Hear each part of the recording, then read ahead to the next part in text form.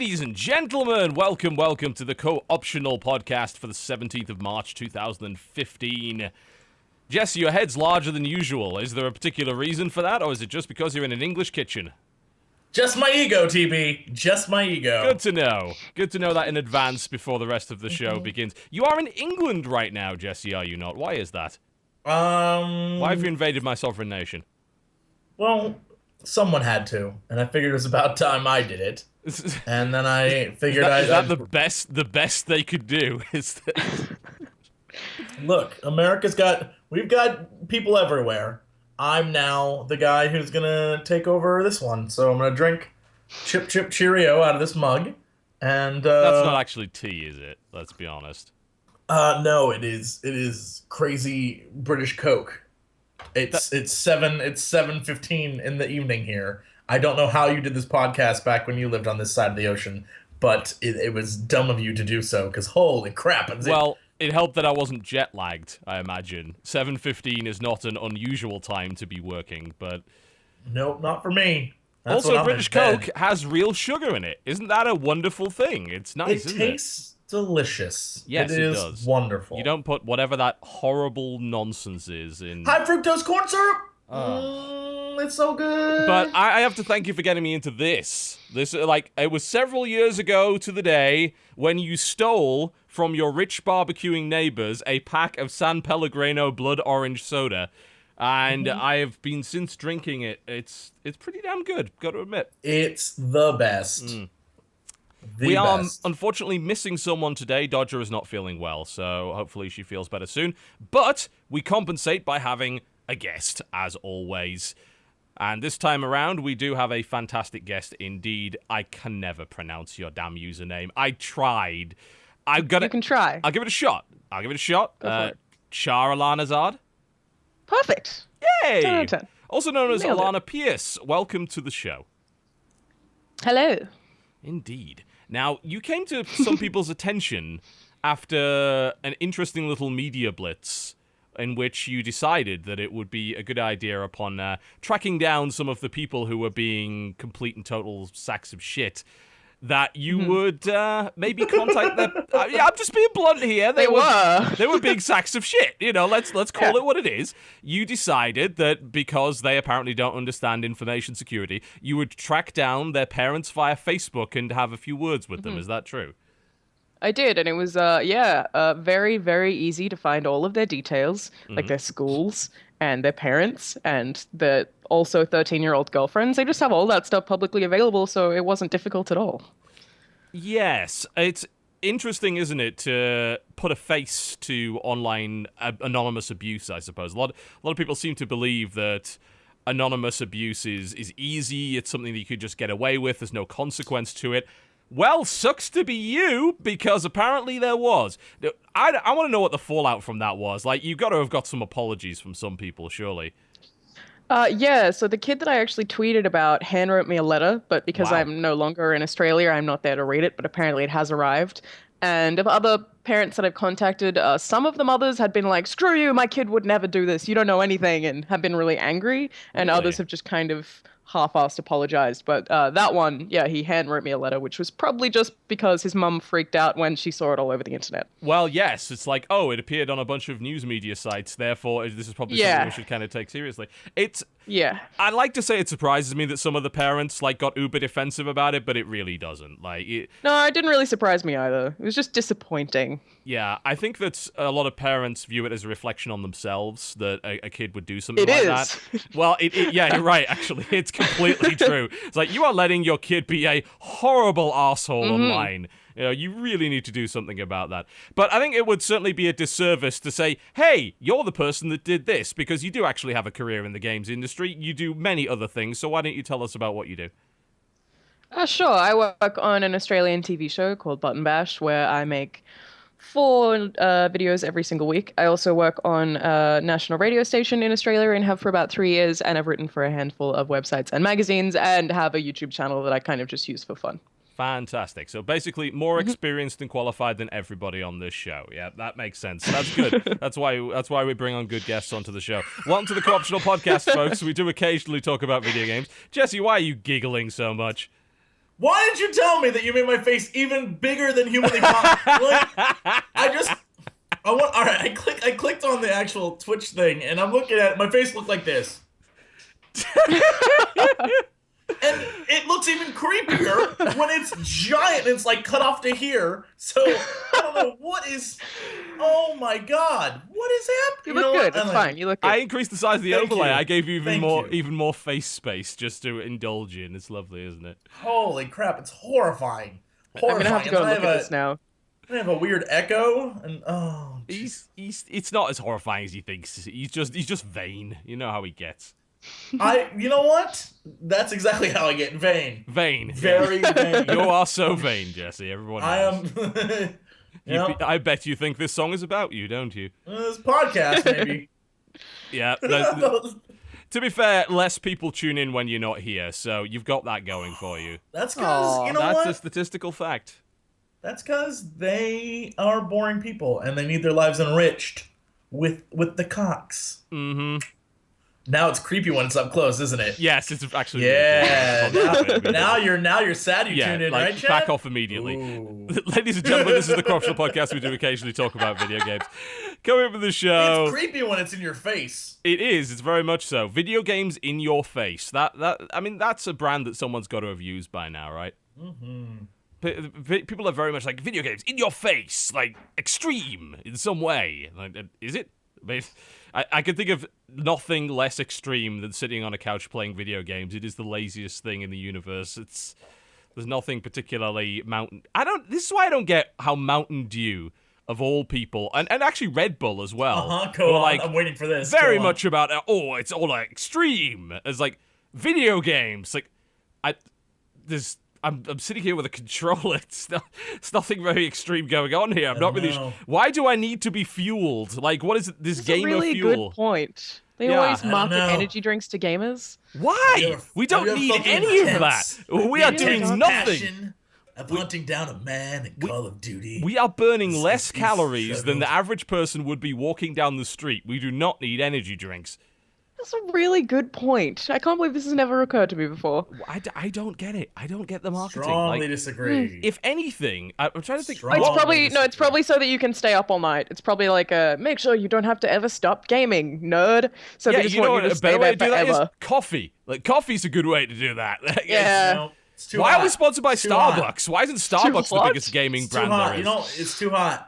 You gotta cool down. What do you mean it's too hot? When you're gaming, you gotta cool down because you get so worked up. Iced coffee, Jesse. It's a thing that exists. Iced coffee's too classy for gaming nerds. Are you kidding me? We need drinks named Monster and Viper. And eye injection. Whatever. You scripted the trailer for Battlefield Hardline, clearly. I think you're like, chuck some explosions on that bitch, and you were good to go. What can I say? Let's start with Hardline, shall we? Because we were talking a little bit about this. That sounds like a good way to go, because we were talking about this before the show. And Jesse, I know you're big into Battlefield, and we've all played Hardline to some degree. I probably played the least out of the three of us. But I did load it up this morning. I loaded into the single-player campaign. The first song was Woot Woot's The Sound of the Police. I was like, yay! That's a fun song. And then immediately was confronted by the largest pistol gun model in the history of mankind and the inability to change the field of view, and suddenly started feeling sick. So that was fun. So I played about 5 minutes of the campaign and then decided it probably wasn't a good idea and went into the multiplayer. The first thing that I jump into was a 64-player hardcore conquest. Battlefield. Battlefield. What you jumped into. Yeah. Exactly. Literally Battlefield. But with some weird vehicles. I heard they have all of the standard barks and things like, watch out for that SUV with the weapon. I turn around, there's an SUV with a fucking minigun attached to the top of the roof, driving around with police lights. I'm like, this doesn't seem like the cops and robbers experience that I was looking for. I think this is a little silly, don't you? I'm not going to make any political statements about how that may, in fact, be a commentary on the over-militarization of the police of the United States. I find it unlikely that it is, because if anything, it glorifies it completely. Because let's be honest, like, if you were to make a video game that was trying to comment on how bad militarization of the police is, you probably wouldn't mount miniguns to the top of an SUV and drive it around with the Ripper in the background on the radio. That's pretty good point. Let's be clear. That's all I did while playing this. I have an entire video paid for by EA where it's 15 minutes of me driving around murdering people to the song The Ripper as Krendor and I gun people down as police officers, just being like, yeah, like it's a silly, stupid game. I think if anyone takes it too seriously, very dumb game. Yeah. Okay, so I think that some of the game modes are not silly and stupid. Conquest was like my least favorite because it was boring and ridiculous, and the points are all really close together. Well, yeah, but I really liked the hostage mode, which I think is called Rescue, which is, I think it's 5v5, if I remember. All right. So you have to, like, go into a building, if you're the cops, you have to rescue some hostages from the criminals, and, you know, there's a lot of tactics there, and you have a really small team, so I think it's going to be really good for co-op stuff. And the other one I liked was VIP, which is not called VIP, it's called Crosshair, where one person is a VIP and everyone has to try and save them and the criminals have to try and kill them. And both of those are really, really tactical because they're small teams and small maps. And while it just feels entirely like Counter-Strike, it doesn't feel ridiculous or boring like Conquest kind of did. You know, that's interesting, because I've never considered Battlefield to be, like, a particularly good small form game. I've always kind of ignored the team deathmatch stuff, but that stuff actually sounds like I'd probably dig it. Like, the 5v5 VIP and hostage rescue sort of stuff. Not only does it fit better with the theme, whereas the other stuff is ridiculous. Like, I was running around a Conquest, and they're like, they've taken a piece of police territory. Police territory? What? I mean, well, to be clear, you know, one of them's out in the desert. Clearly, it's a bunch of meth labs. Well, one of them is literally a meth lab, like, that you can capture. I'm just saying, it's police territory. They gotta claim it for the cops. Don't question it. Just go with it. And it's just accept like in the blood helicopters money landing mode, you have to everywhere. go and get money, and the police also are trying to get the money. Like, I played as a criminal the first time I played that. You're trying to get a bunch of cash and get more cash than the cops. I'm like, why the hell are the cops going in one by one and stealing this cash and putting it in a vault? This does not make any sense whatsoever. It's a commentary on the corruption of the system. We are video games and very smart. I think it's actually just lazy, but, you know, yes, I'm going to go whatever. with that instead. But, you know, the modes that I do like in Battlefield Hardline multiplayer, I think the only problem is that they aren't original at all. Like, that is true, you can find them in other games. They're perfectly well done and mechanically enjoyable, but they're not unique. It's not a selling point. Yeah, but you played the single player, right? I haven't played that. I played a little bit of it. Like, it started off kind of interesting because the first scene is you open a door and you basically arrest a bunch of people, and then there's a firefight goes down. They're trying to play it off as a crime drama. And have you seen the commercials where they're like, it's the next crime drama? I was like, no. Well, they do some cool stuff. Like, when you quit out of it, it's like next time on Hardline, and actually like gives you a little supercut of some of the cutscenes, which is, from a presentation standpoint, quite interesting. But what I've been hearing from a lot of people is that they actually try to do stealth in the campaign quite a bit, and it actually plays more like Far Cry 4 than it plays like anything else. Yeah, I like the sound of that. Fuck that. Oh, that sounds You're wrong. good to me. Sounds You're different. totally wrong. How am I wrong? Never Jesse? been more Come wrong. on. You're both How am I wrong? Oh, and liking stealth? Get out of life. What? Come on. Versus the previous Battlefield campaigns, they were just awful. Like, there was nothing to like about. I liked Bad Company 2's campaign. Forced stealth is the worst kind of stealth. Yeah. I'm out. Okay, I don't know how forced the stealth is, but we just mentioned stealth, and you're like, oh god, get it off me. That doesn't mean instant failure state, Jesse. Well, if it's Far Cry stealth, then it means instant failure state. So that's you've had all these guns the entire game, but now you're in a cavern and you could only use your knife. But oops, you can't use your knife anymore. Go fuck yourself. Get out of town. I hate that so much. You know, I don't remember that happening, but I guess there is a bit in Far Cry 4 that does it. He's been Let's Playing the whole damn thing, so he probably got further than I. I mean, I played like 10, 12 hours of Far Cry 4 and felt I'd had my fill of it, frankly. And to be honest, I really didn't like it. I really liked Far Cry 3, but Far Cry 4 I just couldn't get into. I think it just felt like the same thing, but with less substance. Yeah, but even, it really was. Far Cry 3 had the moments where like you had to go into the cave in the underwater cavern thing and do like, you could only use your knife because if they spot you, you're going to die. What? I've been shooting up this entire island for a month, and like this is what's gonna. They probably know you're there. Yeah, Force stealth kills me. It drives me nuts. Yeah, I get that. It depends on the game. Like, I like stealth where you have a chance to react, or if you fail, it makes it very, very difficult. I mean, even Far Cry 4 had some of that. Like, when you did the hostage rescue modes, if you fucked up, you had a second or two to take the guys out before they stabbed and killed the dudes, you know? That's my impression of what Hardline is like, in that there are some linear stealth parts where you have to try and break out of a building without people finding you, but then if you fuck up when you get outside, you have the option to just kill to go them all. loud, which sounds totally reasonable. I mean, it's kind of sad because I was looking forward a little bit to this campaign. The field of view thing has fucked me up completely. I'll see if there's an INI hack that can fix it. But you know how these cinematic games get. They're like, oh, if you see anything outside of the precise camera angle that we want you to see, then things are going to go horribly wrong. You know, and it's like, well, you know what? I played Metro Last Light cover to cover like that, and I was totally fine with it. Oh no, I saw something outside of your artistic vision. But the game didn't make me vomit after 15 minutes. So there's that. That's a plus side. And frankly, I'll still tell you that Metro Last Light is one of the best single-player FPS in the last 5 fucking years. So, you know, you might want to consider playing it. I think I'll do what you suggested, which is try those smaller game modes. Which is, again, something I've never really considered. But I think the question... Well, because it's Battlefield. Yeah, it goes against everything you know, but they do them well. But I mean, I still sometimes play 1942 in Vietnam, and I'm perfectly happy with those. I don't need a new Battlefield for deathmatch. Right, though, aren't they? Like, those games They're great. so good. 1942 was the first game I ever played online, and it was just, good times. Yeah. It's, if you were to, let's say you had to sell Hardline based on those two modes, and someone said to you, why should I play Hardline over CSGO? Would you actually have, like, a good reason? No. It'd be like, something slightly different, maybe? It looks newer. It has the music. It's got dubstep, so if you're into that, then, great. That's thank fuck for that. Hell, or you can just put the Ripper on repeat and listen to that. I would recommend just doing that. Yeah, that's just scream it. The Ripper! As you run people over. Much better idea. It is perfect. That song that says "The Sound of the Police." Like, I don't actually know the song, but that, when I was playing it last week, was just constantly playing just that one song. Because it's fantastic. And I, by the end, kind of wanted to kill myself, but I mean, I liked it the first time.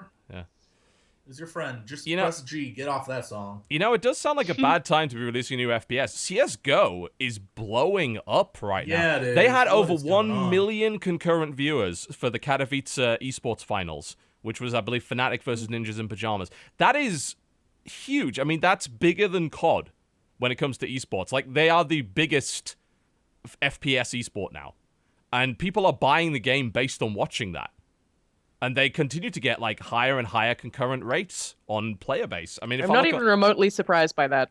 Yeah. If I look on Steam charts right now, there are currently 463,000 concurrent players, second only to Dota 2. Like, the next big game on that list is Team Fortress at 60k on Steam. That Counter-Strike almost has 10 times as many players on right now. The peak players for Counter-Strike, I think, was 600,000 concurrent. It's blowing up in a big way, and it's weird because, let's be honest, like, it is a better game, I'd say, than certainly CS Source, but it's still the same game.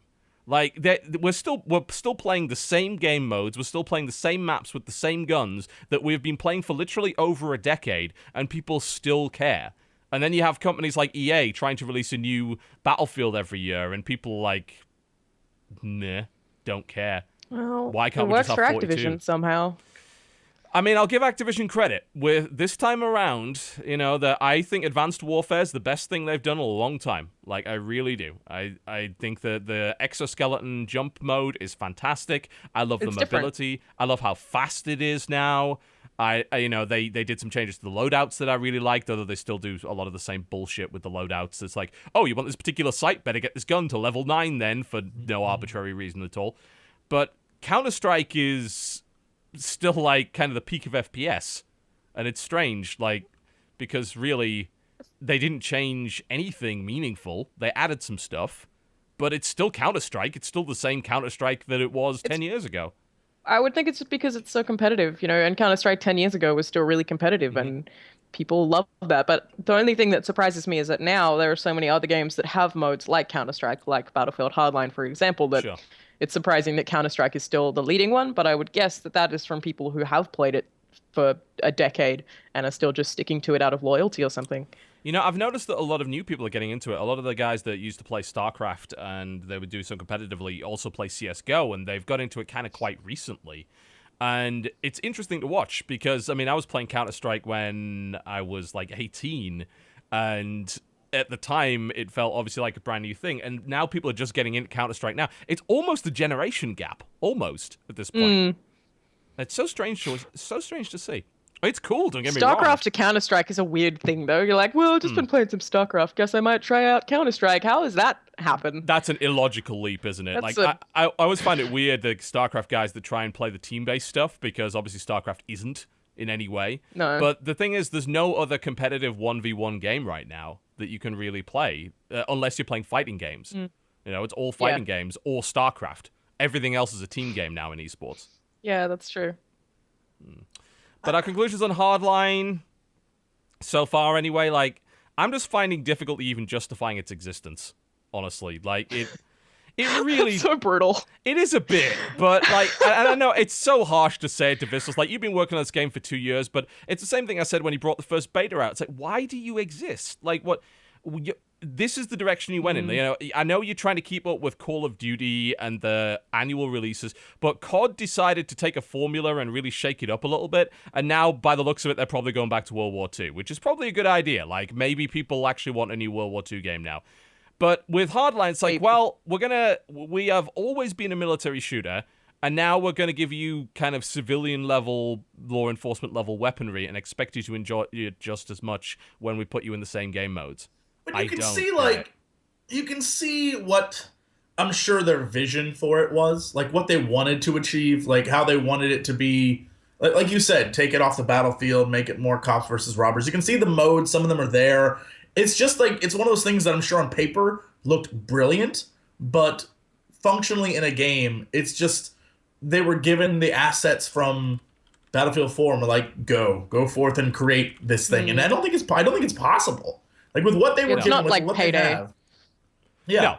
Yeah. It's missing a lot. You have to really redesign the whole thing from the ground up. Because, I mean, if you look at the way Payday works, Payday is not a competitive shooter. Payday is a co-op game, and Payday has robust stealth options. Payday has a lot of different ways to get things done. It's very objective-focused. And when you are killing stuff, it's basically a wave-based co-op shooter. It essentially becomes Killing Floor at that point with cops. And it's just a different experience. Now, if you take Battlefield and try and translate it to a law enforcement thing, you gotta think, well, what games have done law enforcement really, really well? SWAT is probably the best example. The SWAT games. And what was SWAT all about? You weren't supposed to kill people in SWAT. If possible, you beanbagged them, or you tased them, or you maced them, you hit them in the back of the head with a baton, and it was all tactical. It was more like Rainbow Six than anything else.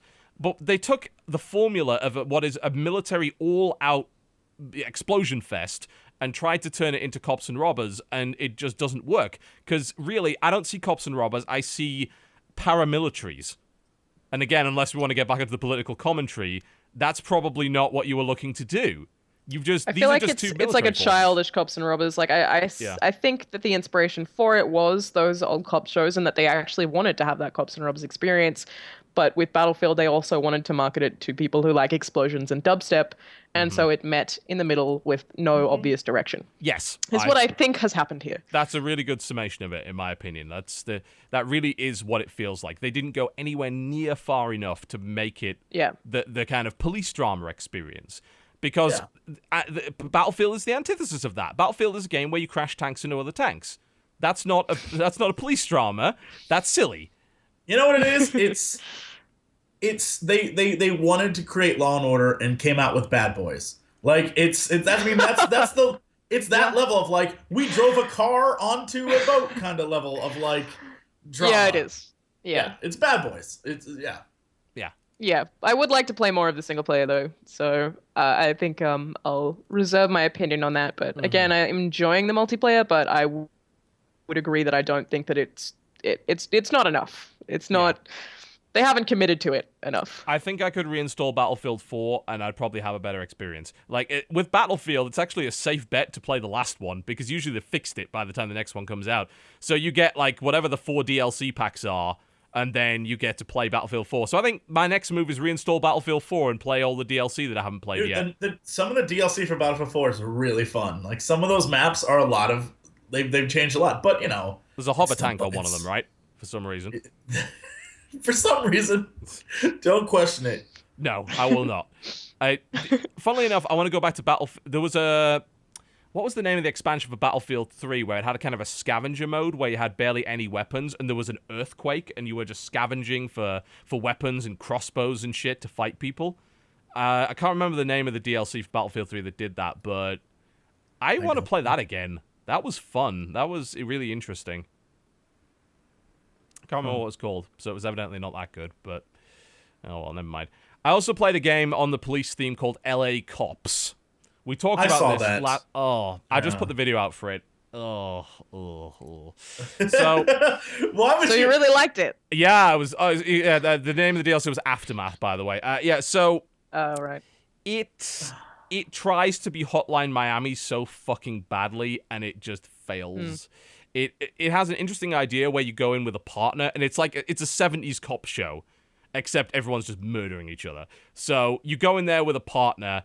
And the partner's supposed to, like, cover you and things like that. The problem is you have barely any way for your partner to actually move around. You have 2 buttons. You switch between the partner with R, and if you press C, it'll kind of go to where your cursor is pointing. And I say kind of because they'll then stand still in whatever damn direction they damn well please and cover that. You can't tell them which direction to stand in. So often I'll send them to a door, and then they'll turn around and face the fucking wall. So I was like, this is... It's herding cats. It really is. It's not... You don't have an AI partner. You have this idiot that you're trying best not to get shot. And that's the game in a nutshell. And every single level is really badly designed in such a way that your partner is a liability more so than anything else. What can literally happen is a guy can wander in front of his, like, field of view, and he just won't shoot them. Like, he just won't do it. And then the AI immediately turns around and instantly snipes him in the head. So 10 out of 10 game of the year? Yeah, wasted opportunity is that one. Like, it could have been great. Like, I would have loved to see, like, a kind of, again, a SWAT style game. You know, have more controls, have multiple partners, have everyone, like, it's like, oh, I position this guy here, then go. I think I should probably go play Door Kickers instead, which is a much, much better game than that. So, no, let's not play LA Cops. 'Tis a silly thing. It sounds bad. I don't know why you decided to play something called LA Cops. I just like the idea. What did you expect? I hoped something, but I like the art style. Like, I looked at the trailer. The art style uses a very uses flat shading, and I always liked that art style ever since I played Flashback on the Amiga a long time ago. I thought, yeah, it's a cool art style, but the game is just not. It's not very good. Like, Can I make a quick observation about game names? LA Cops, agreed. But if you're naming your game LA Cops, I feel like you already have a problem. Going through the green light and going through games that are coming out soon, a lot of the names are like Energy, Intrinsic, Destiny, Beyond. Well, you know what I mean. One of like these Destiny things is exists, not like the others. But like Beyond and like if I can't Google your game and even putting in your name plus game, we have like I already assume it's gonna suck. Like we've had this problem the last few weeks when we've been doing the releases at the end of the show. It'll come with some like enemy. I'm like, enemy? You can't call your game that. Like, no one knows what that means. What kind of enemy? Yes, can you be more specific? I think the inclusion of Destiny, in fact, proves my point that if you have a name like that, your game will be shit. So I'm just gonna say, I'm just gonna put it out there. Don't you dare mock the BAFTA Game of the Year. So, oh my god! Did you watch the BAFTA Awards, Jesse? Holy crap! I'm like right near where Rez was, so like everyone was like. I got to speak for about 15 seconds in that entire thing. They got 4 YouTubers to record all of the Game of the Year nominations, and they asked us to tell us about this game in 45 seconds and explain why it's good.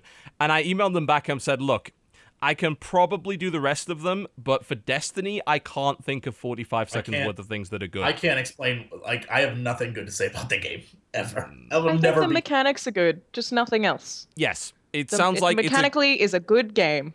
Yeah, there's a good basis for a video game there. Like, it's a game that has good shooting, which would be great if the shooting is good. Yes. Just say that for 45 seconds. I could have just repeated that and they wouldn't have noticed. Yeah, but the editing on it was a bit weird. But, I mean, it was cool to be a part of the BAFTA Awards, because obviously the BAFTAs are a big deal in the UK. And it was also cool to be mocked by the host, who said that I get confused if I don't talk about FOV sliders for 45 minutes. So, like, thank you, host. You did your research. Somewhat. Mr. Rufus, I believe, was his name. He was actually quite funny.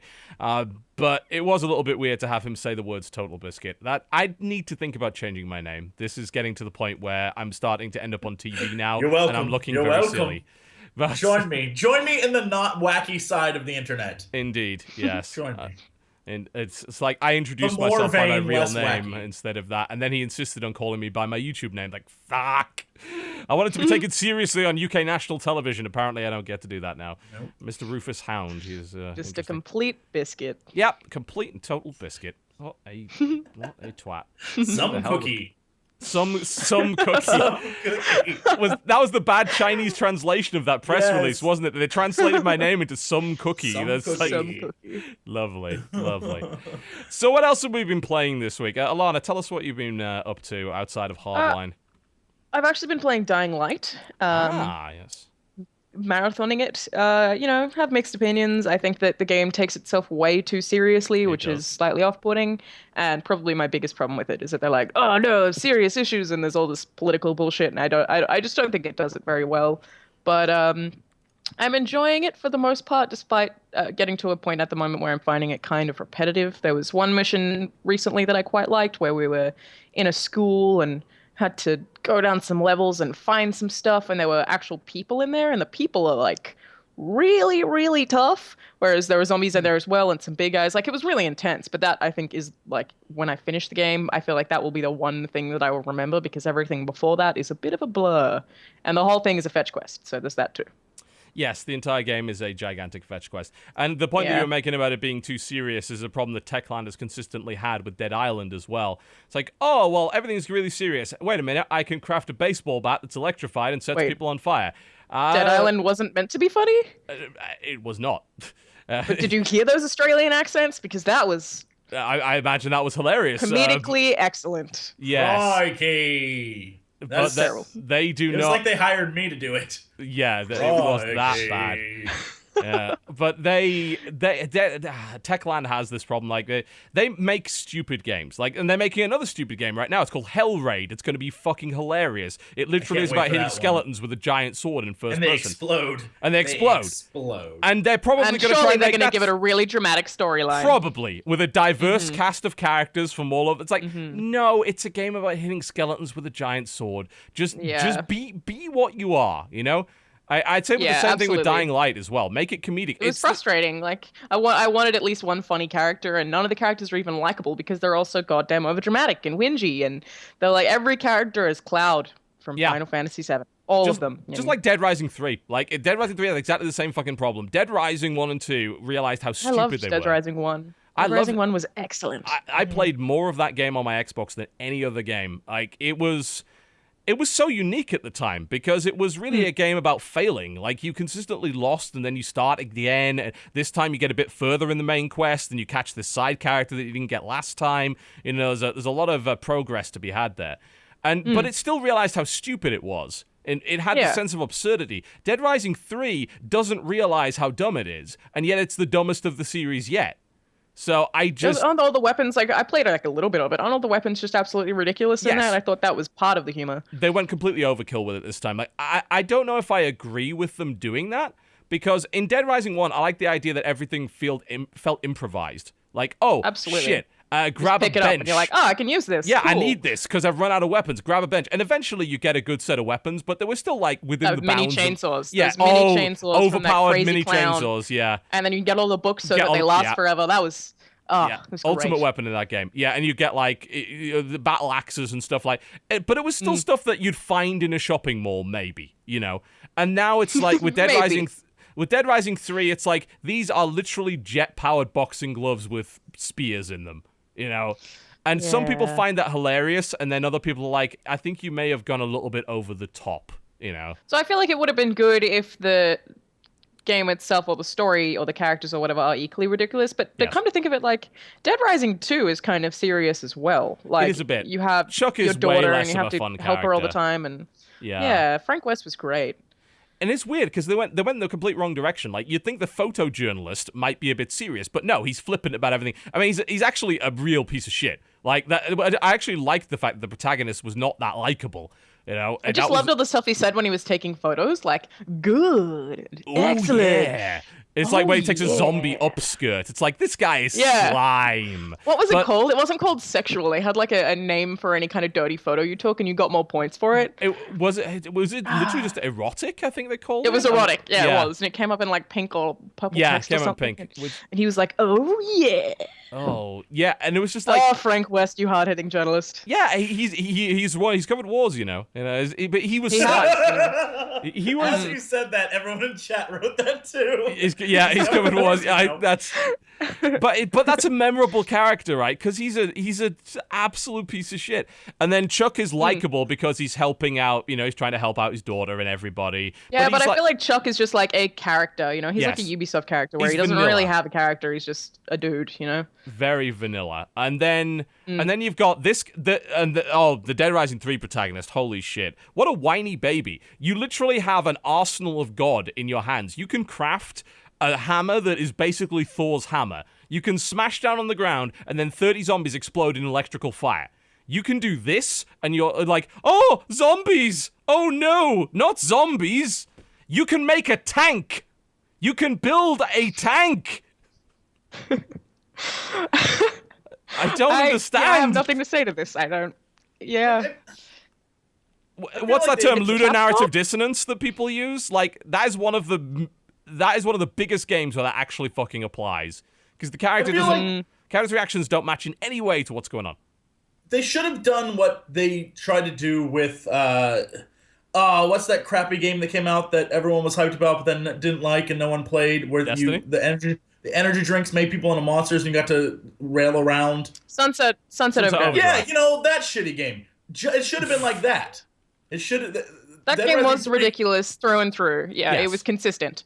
Well, it broke the fourth wall. Actually, it kind of felt like Dead Rising 3, come to think of it. Like it basically was, except without the ridiculous weapon crafting. Instead, you had, there was really ridiculous, overcomplicated weapon crafting. That was also a thing, just different. But it basically was Dead Rising 3. Yeah. I will agree with you on that. It was a better Dead Rising 3 than Dead Rising 3 was. But, yeah, all right. But, I mean, I agree with you on Dying Light. It's a pretty good game. Like, it's one of the best game. Actually, it's not the best game Techland's made because they made Call of Juarez Gunslinger, which was absolutely fucking phenomenal. Did they? They did. I had no idea. That's so different. Yes, they made the Call of Juarez series, and I'm not really. And now sure. they're just like zombies. Everything's zombies. Zombies. Always and forever. That's because everyone's like everything. I'm done. I'm done with zombies. No, it's because it's original. You know, Techland they're really original. So they're like, you know what? We're changing our vision, and we're just gonna have a lot more zombies. And I really respect them for that. To see Techland get to this kind of AAA level, because for the longest time, Techland and actually until fairly recently, were making some pretty schlocky stuff. Like, they made Chrome in 2003, which was, like, a fairly poor FPS. And then they made a bunch of stuff that people didn't even hear, like GTI Racing, Expand Rally Extreme, Crazy Soccer Mundial. And then they released Call of Juarez in 2006, which was actually a pretty good shooter. And then they made a bunch of other crap. And then they made Call of Juarez Band and Blood, which is, again, good. Then they made a bunch of other crap. And then they started on Dead Island. Right? Yeah, it was Dead Island that made them popular. And it's probably just because it was the idea of an open world zombie game. Yeah, people were like, whoa, yes, give me zombies. Yeah, because outside of Dead Rising, there weren't actually that many games that did that at that time, were there? I mean, and it was also like, it was a first-person looter as well. And it came out around the time of Borderlands, so people were kind of digging the idea of first-person loot. But it's weird to see them become a sort of a AAA developer with Dying Light, because the rest of their stuff, outside of Call of Juarez Gunslinger, which is one of the best shooters, again, I've played in the last 5 years, is very kind of be-real, you know, it's like, we have no original ideas in our body sort of thing. And to be fair, Dying Light, they still even don't. Dead Island kind of felt like that. feel like Dying Light actually does feel AAA. Like, it's also the Yeah, least it does. buggy Techland game that I played. You don't get stuck in shit constantly like I did in Dead Island 1. Yes. So it actually does feel AAA. Also, in that it takes itself way too seriously. Yeah. That Maybe they should, like, Call of Juarez was such a great, like, narrative. I can't believe that they have screwed up everything since. God, I love the way Call of Juarez Gunslinger told its story, especially. Yeah, it was incredible. I love the narration where he misremembers things, and you get to play the same scene and something different happens. Like, no, actually, that wasn't what happened at all. No. And he exaggerates. I thought that was really you don't even know what's real because he's the one telling the story. So, like, half the and shit he could he be does, lying. he probably never did. He was bullshitting. Yeah. It's great. It was really, really good, and it was a I just don't know how they go game. from that. It was Was great. it really? Yeah, it was a $15 game. In Australia, it was probably shit. $349.99. That but sounds about right. Probably 1,000-ish. So. I would say so. And you get a Thanks, free, dangerous, Obama. lethal spider with it, which is great. So many people that I meet in America are like, so how are you alive? Don't you just Yeah, I mean, get bitten by how do spiders all Australians the live time? exactly? Because you're consistently assailed by wild beasts all the time. It's not, I would assume it's you're not all really super a thing.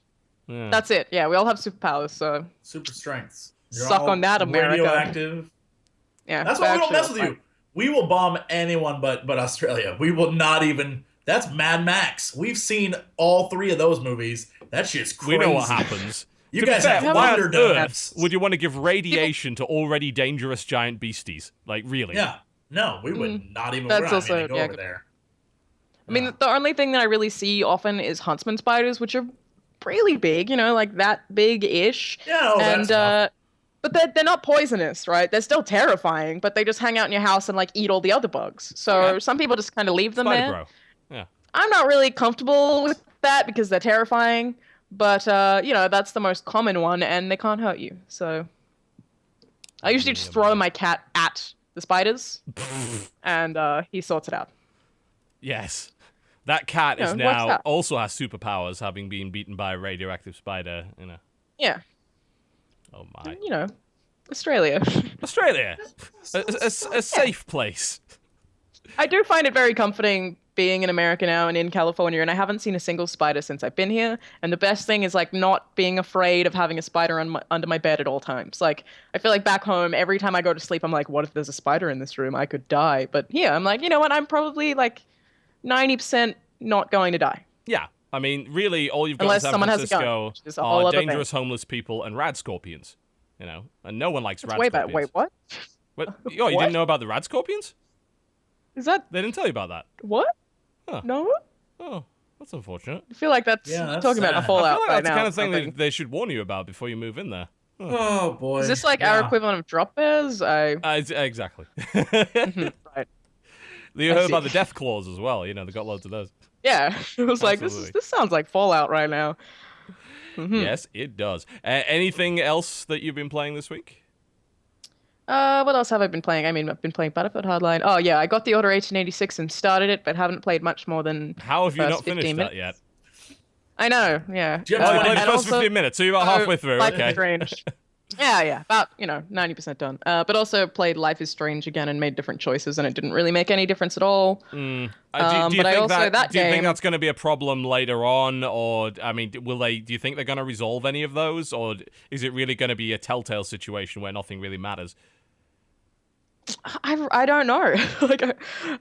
I don't know, but I don't know if I'll be able to get through them if the dialogue is equally as shitty in all of the future episodes, because it's horrible. Like It's not good, is it? and the main character is just so whingy. Like she's so insecure, and we're like, okay, I get it. You're trying to paint an insecure teenager. That's Teenager, cool, but then she's just like every second phrase is like, I hope people don't judge me for this, and it just makes me hate her. I'm like, Okay. just calm the fuck down. But Like, then they will judge her for it in the future.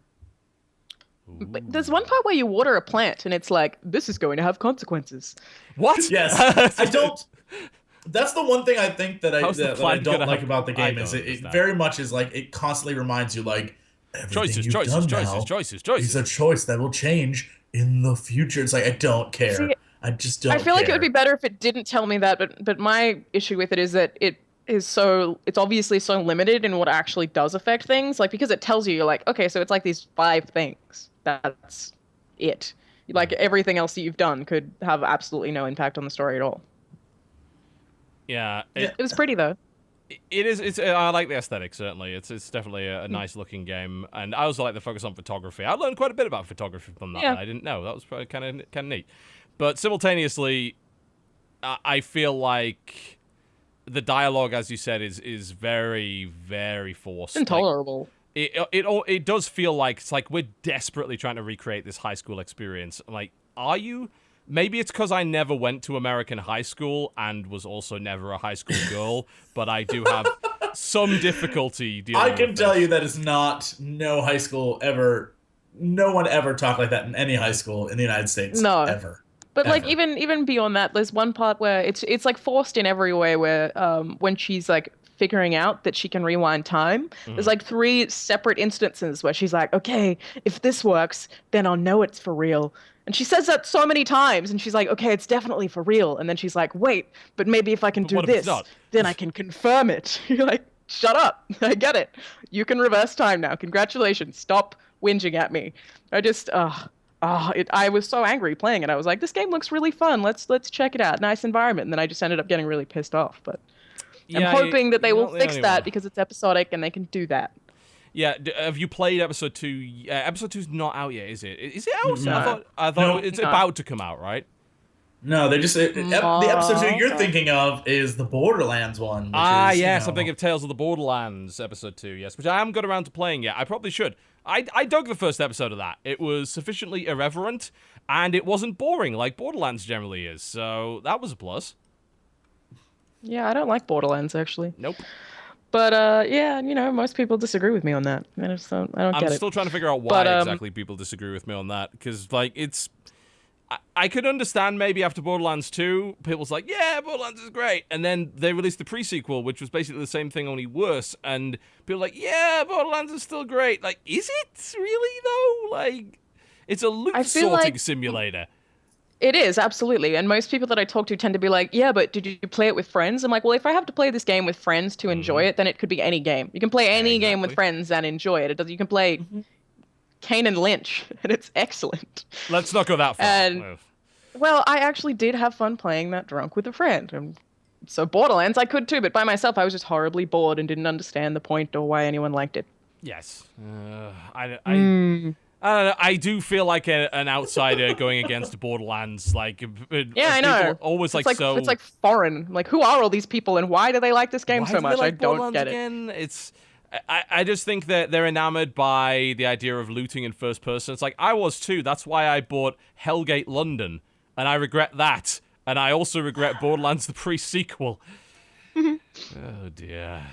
I want Borderlands 3 to be better, but like I just don't think they will. I don't think they'll take the laundry list of complaints that people have with that game and actually change any of it. Like, I find the writing cringy. It was particularly bad this time around. They just forced it. It's like, God, can you shut up? Like, you are not as clever as you think you are. Please stop talking so I can get back to the questing. Let me out the fucking door. Like, no, you must listen to my great jokes. I am a one-dimensional stereotypical character. Let me tell you about how much of a lesbian I am. Here are my jokes related to lesbians. Like, you are a cardboard cutout. There's not a single well-rounded character in that goddamn franchise. It just doesn't exist. You said cardboard cutout, and that literally makes me think of that South Park episode where Germany make that robot that makes really shitty jokes. Oh, I don't know what it's called. Anthony Birch? I don't. Okay, that was mean. Oh God, but that's absolutely what it sounded German. like. That was the insulting part. Oh dear. Yeah. And then they just like open fire on a bunch of school children. So that's where that goes. Well, that got done South Park, quickly. Okay. It's a good show. Is that the one where at the end they bury Tyler Perry to prevent Medea movies? Is that the one? I feel like I would remember that. I don't think so. They make a joke, a robot that makes jokes, and it tries to make the best joke ever, but in the end, they buried Tyler. Look, don't question it. It's South Park. In the end, they have to bury Medea in order to prevent Medea from creating more Medea movies. No, that seems perfectly logical in the South Park universe. It. Yeah. I don't know a single thing about Tyler Perry, and I feel like as a British man, it's my duty to continue to remain in that ignorance. I love Tyler Perry. I've seen every Medea movie. Thank you very much, and I will continue to watch them. What is Medea? Medea is Tyler Perry dressed up as an old black grandma. You didn't know that? Okay. And he runs around and goes, "Hallelujah!" and various other things. And he's like, "I'm super street, yo." And it's wonderful. It is. I don't think that's the same episode. No, honestly, what they are is like, besides being really silly and what I think are just generally bad movies, I love awful movies, but what they are is they're like old passion plays essentially, but for like an inner city audience. So they all have like very in your face morals and very like, it's very easy to figure out where they're going. Okay. Like, you were bad, so this is what happened to you, right? And like the span of like 15 minutes. Yeah. All right, I think I can continue my life not knowing anything more about Tyler Perry's movies.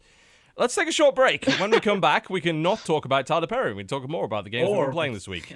You are watching the Co-Optional Podcast. Don't go anywhere.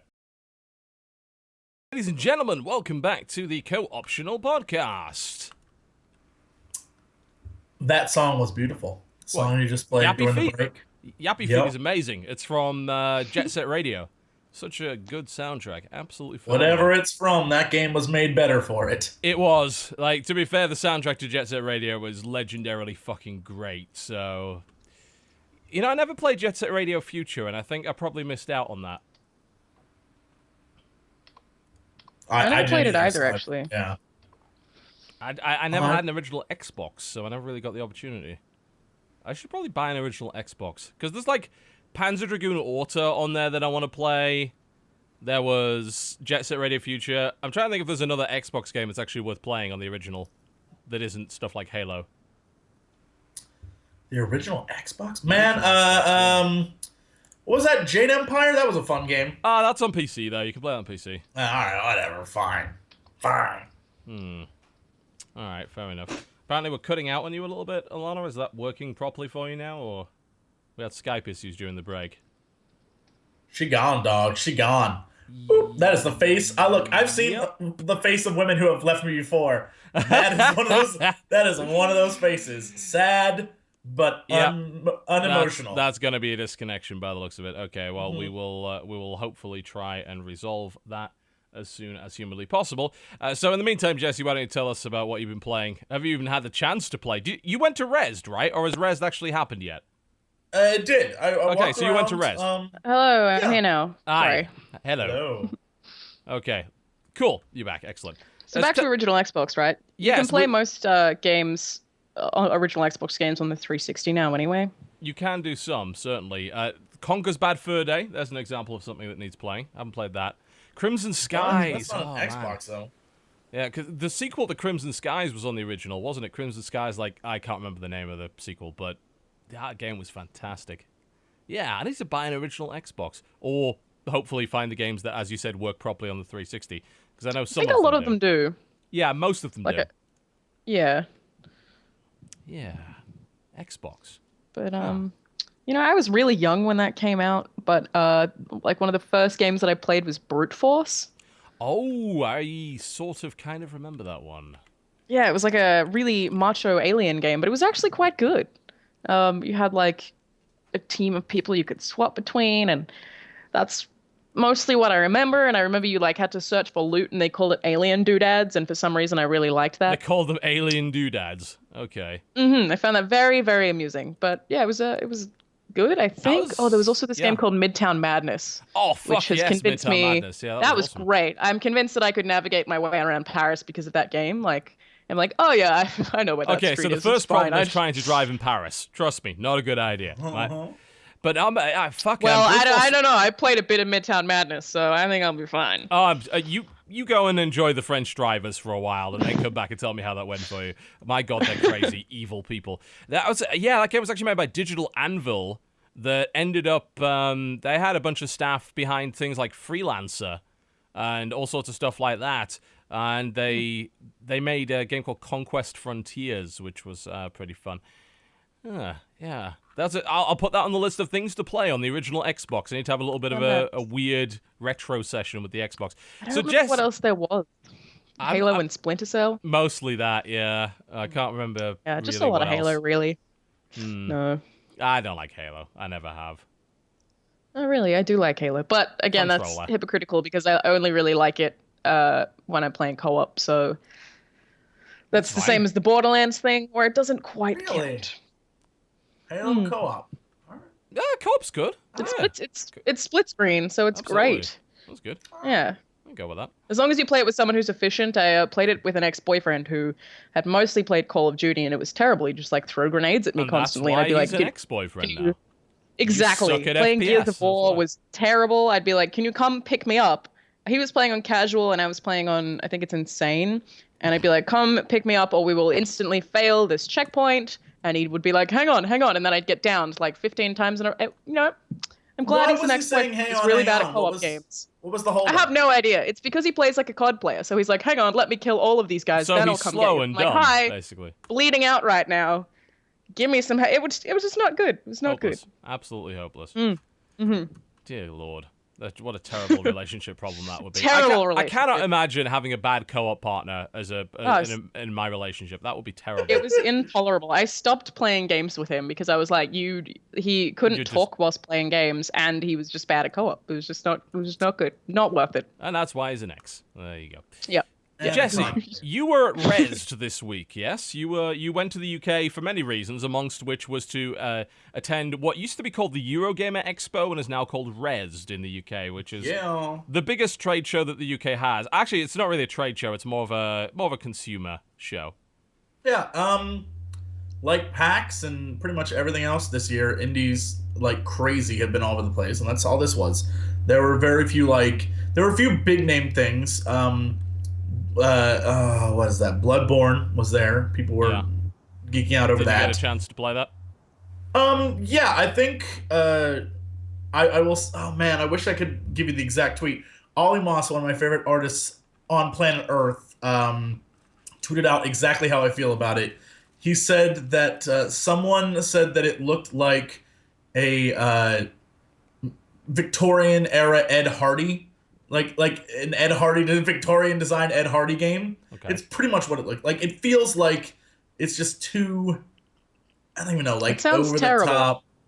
Yeah, it is a lot of fun, but it's just like too much. Like it feels like too much. But I don't know, maybe that's just. In what way? I just think the aesthetic. I think it's over designed. Yeah, that's what I would say. I think if you're gonna simplify it, it's like it just feels like there's. For a long time, I would always give like Dark Souls and that little shit for like it kind of looks old-ish. Like it doesn't look like as fancy as graphics I would like, but this is just like too much. Like this is the opposite end. Like all right, we get it. So but not too jazzed about Bloodborne then. We only got to play it for a little bit, so that's an initial reaction. I can't really tell you, much more than the tiny bit I had to play. Right. Other than that, it was like a lot of indie games, and I wish I could remember all their names, but I've been on like zero sleep, so forgive me, various gaming companies. There was one that was like old school Dungeon Keeper, where you have little impy guys and you sort of build your dungeon. War for the Overworld. Yes, that's it. Yep, that's out in early access, has been for a while. Mm-hmm. And the enemy, like the heroes, are building into your dungeon. You sort of fight. That was really fun. I thought it was quite good, that game, until immediately after I was, after I'd finished, a little girl who might have been maybe 6 sat down to play it and destroyed the demo. Just destroyed it. And I was like, well, I feel inadequate as a man now. It was horrifying. I looked over, she's like clicking away, doing her thing. I was like, damn, that kid's got it figured out. Not me. I was like, hold on, so what did these guys do? And then devs are like, well, do you want to do the tutorial? I was like, no, I'll figure it out. This little girl sat down and was like, I was like, damn. I've been avoiding that game for a long time because, I backed it in a big way. And I want to play it because it's supposed to be the spiritual successor to Dungeon Keeper. And let's be honest, EA did not do a good job of that with the mobile game, which can go to hell, along with everyone that developed it. But regardless, War for the Overworld's like, hey, this looks like Dungeon Keeper 3. This will probably be good. And as a result, I just said, look, I am not going anywhere near the early access game. Let them finish the goddamn thing, and then I'll play it, and I will hopefully like it. That's my plan. Did you notice anything in the current build that's, like, different to Dungeon Keeper? That's I know because they added some, like, different creatures and traps, but are there any, like, significant mechanical differences between that and Dungeon Keeper? I mean, I'd be hard-pressed to tell you. I only played the first level. So what I had access to was very limited. Like, I had access to a few spells. I had access to 3 units, I think. I twirled my arm. 3 units? Mm-hmm. And only a few different buildings that I could, like, a few different areas I could add to my dungeon. My guys could pickaxe gold. Like, I didn't really get to see much down Did you encounter the so Cynical Imp? There's a TotalBiscuit Imp in that game. I did not, no. Nah. No. He has he runs around. I had a bunch of little minions, I had skeleton soldiers, and then some occultists, and that's literally all I had in my army on the first level. And I was like, all right, cool. So, like I said, it took me a while to beat the first level because I was so interested in, like, what's this do? What's this do? And that little girl beat it in, like, 2 minutes, and I felt like Our gaming bastards, a lot of them, I tell you. They just ruin everything. But going back to Bloodborne, here's the quote. Someone described Bloodborne's aesthetic as Victorian Ed Hardy, and I wish they hadn't, because now it's all I can see. I think that's exactly how I feel. Like, it's not a bad thing, but as a fan of not trash, like, I don't, like, the Ed Hardy vibe annoys me. And, it's not a bad thing in the game, it's just very visible, like, they went out of their way to make it look this way, and it's like, oh no. Like, it's, yeah, I can't hate them for it because it's, it's an aesthetic.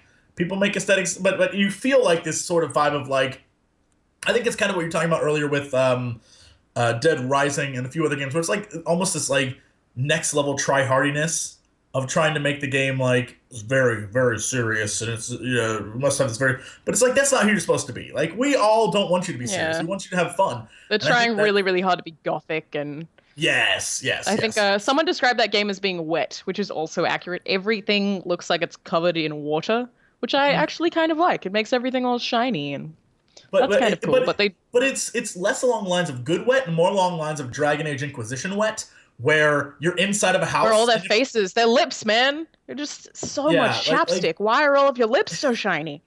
My favorite part is if you go into any zone where it's raining in Dragon Age, the insides of the house are, like, the bookshelves, the books, the tables are all still wet. Like, the roof has it does not matter in that world. Everything is this sheen on it. And I feel like, yeah, it's that kind of thing too. Yeah, and it's an annoyance, if anything. I think one of the coolest things I saw there, I think I mentioned this to you, TB, on our lounge on Friday or Sunday, whatever day. Oh my God, I don't know what day it is anymore. Whatever day that was. Hopeless. I saw a thing called the Roto, which I think is a really cool concept. I don't know how it will work out, but it is basically you stick your chair, like any chair that you have, into a base, and the base is designed to be moved instead of your left stick. So it's for people who have an Oculus Rift or want to play any first-person game with a Rift, or I guess any. Is it the RODO or ROTO? I think it's Roto VR. I'm pretty sure they have a Kickstarter, but I don't know what that is. I'm gonna look. So it's very cool. It had the largest line there that I saw. The concept is very cool. They had people playing Alien Isolation. They'd put on the thing, and they'd use it to move. And so your body is actually moving instead of your head or the stick. And so it actually, you feel more immersed. And you don't get that sort of sickness that comes with having played an Oculus Rift for way too long. Like, people, even I do, and I can hardly see because I have to take off my glasses to use it. Yeah, you just get this weird nausea after a while. I know most people absolutely have to stop playing because your body, your brain just can't handle. Like, it's not natural. And so this gives you that feeling of you at least sitting down and you're moving with it. So your whole body is actively moving, and it moves pretty fast. It can turn stuff. And so it just, like, swivels?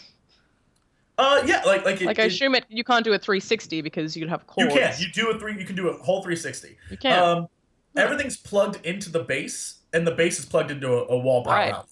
So since everything's in the base, it moves you around, and so you're doing 360. So your feet are on a thing which is also attached to this. Yes. Yeah.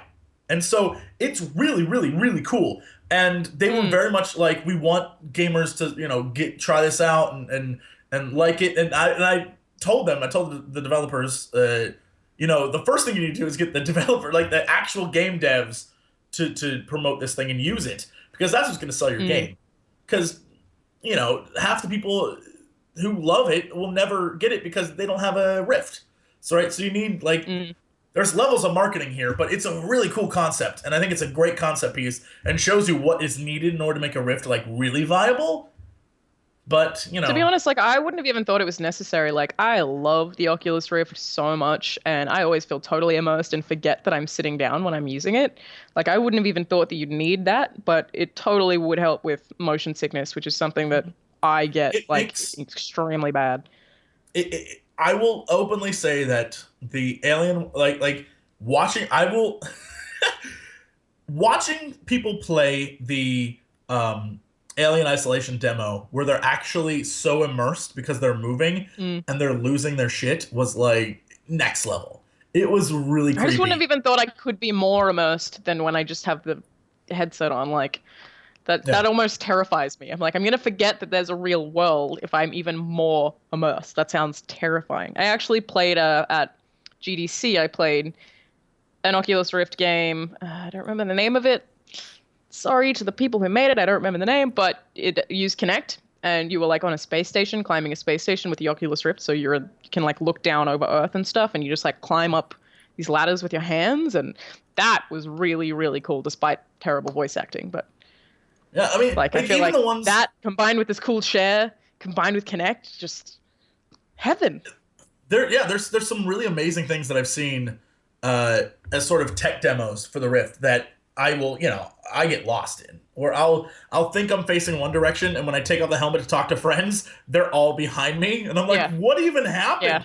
And yeah, I feel like this I like that there's people out there trying to create more better things to help the immersion, and because it always annoyed me that I'm in VR, the controls drive me crazy, that I'm turning with this, but I can also move my head, and I never like that. And so I like the idea that you can move and spin and all that stuff. I think that's great. I'm still holding out hope that I'll live long enough to get some sort of holodeck, and I'll be okay. That's all I need. I just need to live long enough. So with this Roto, do you still need a controller or a mouse and keyboard? You still need controller, yeah.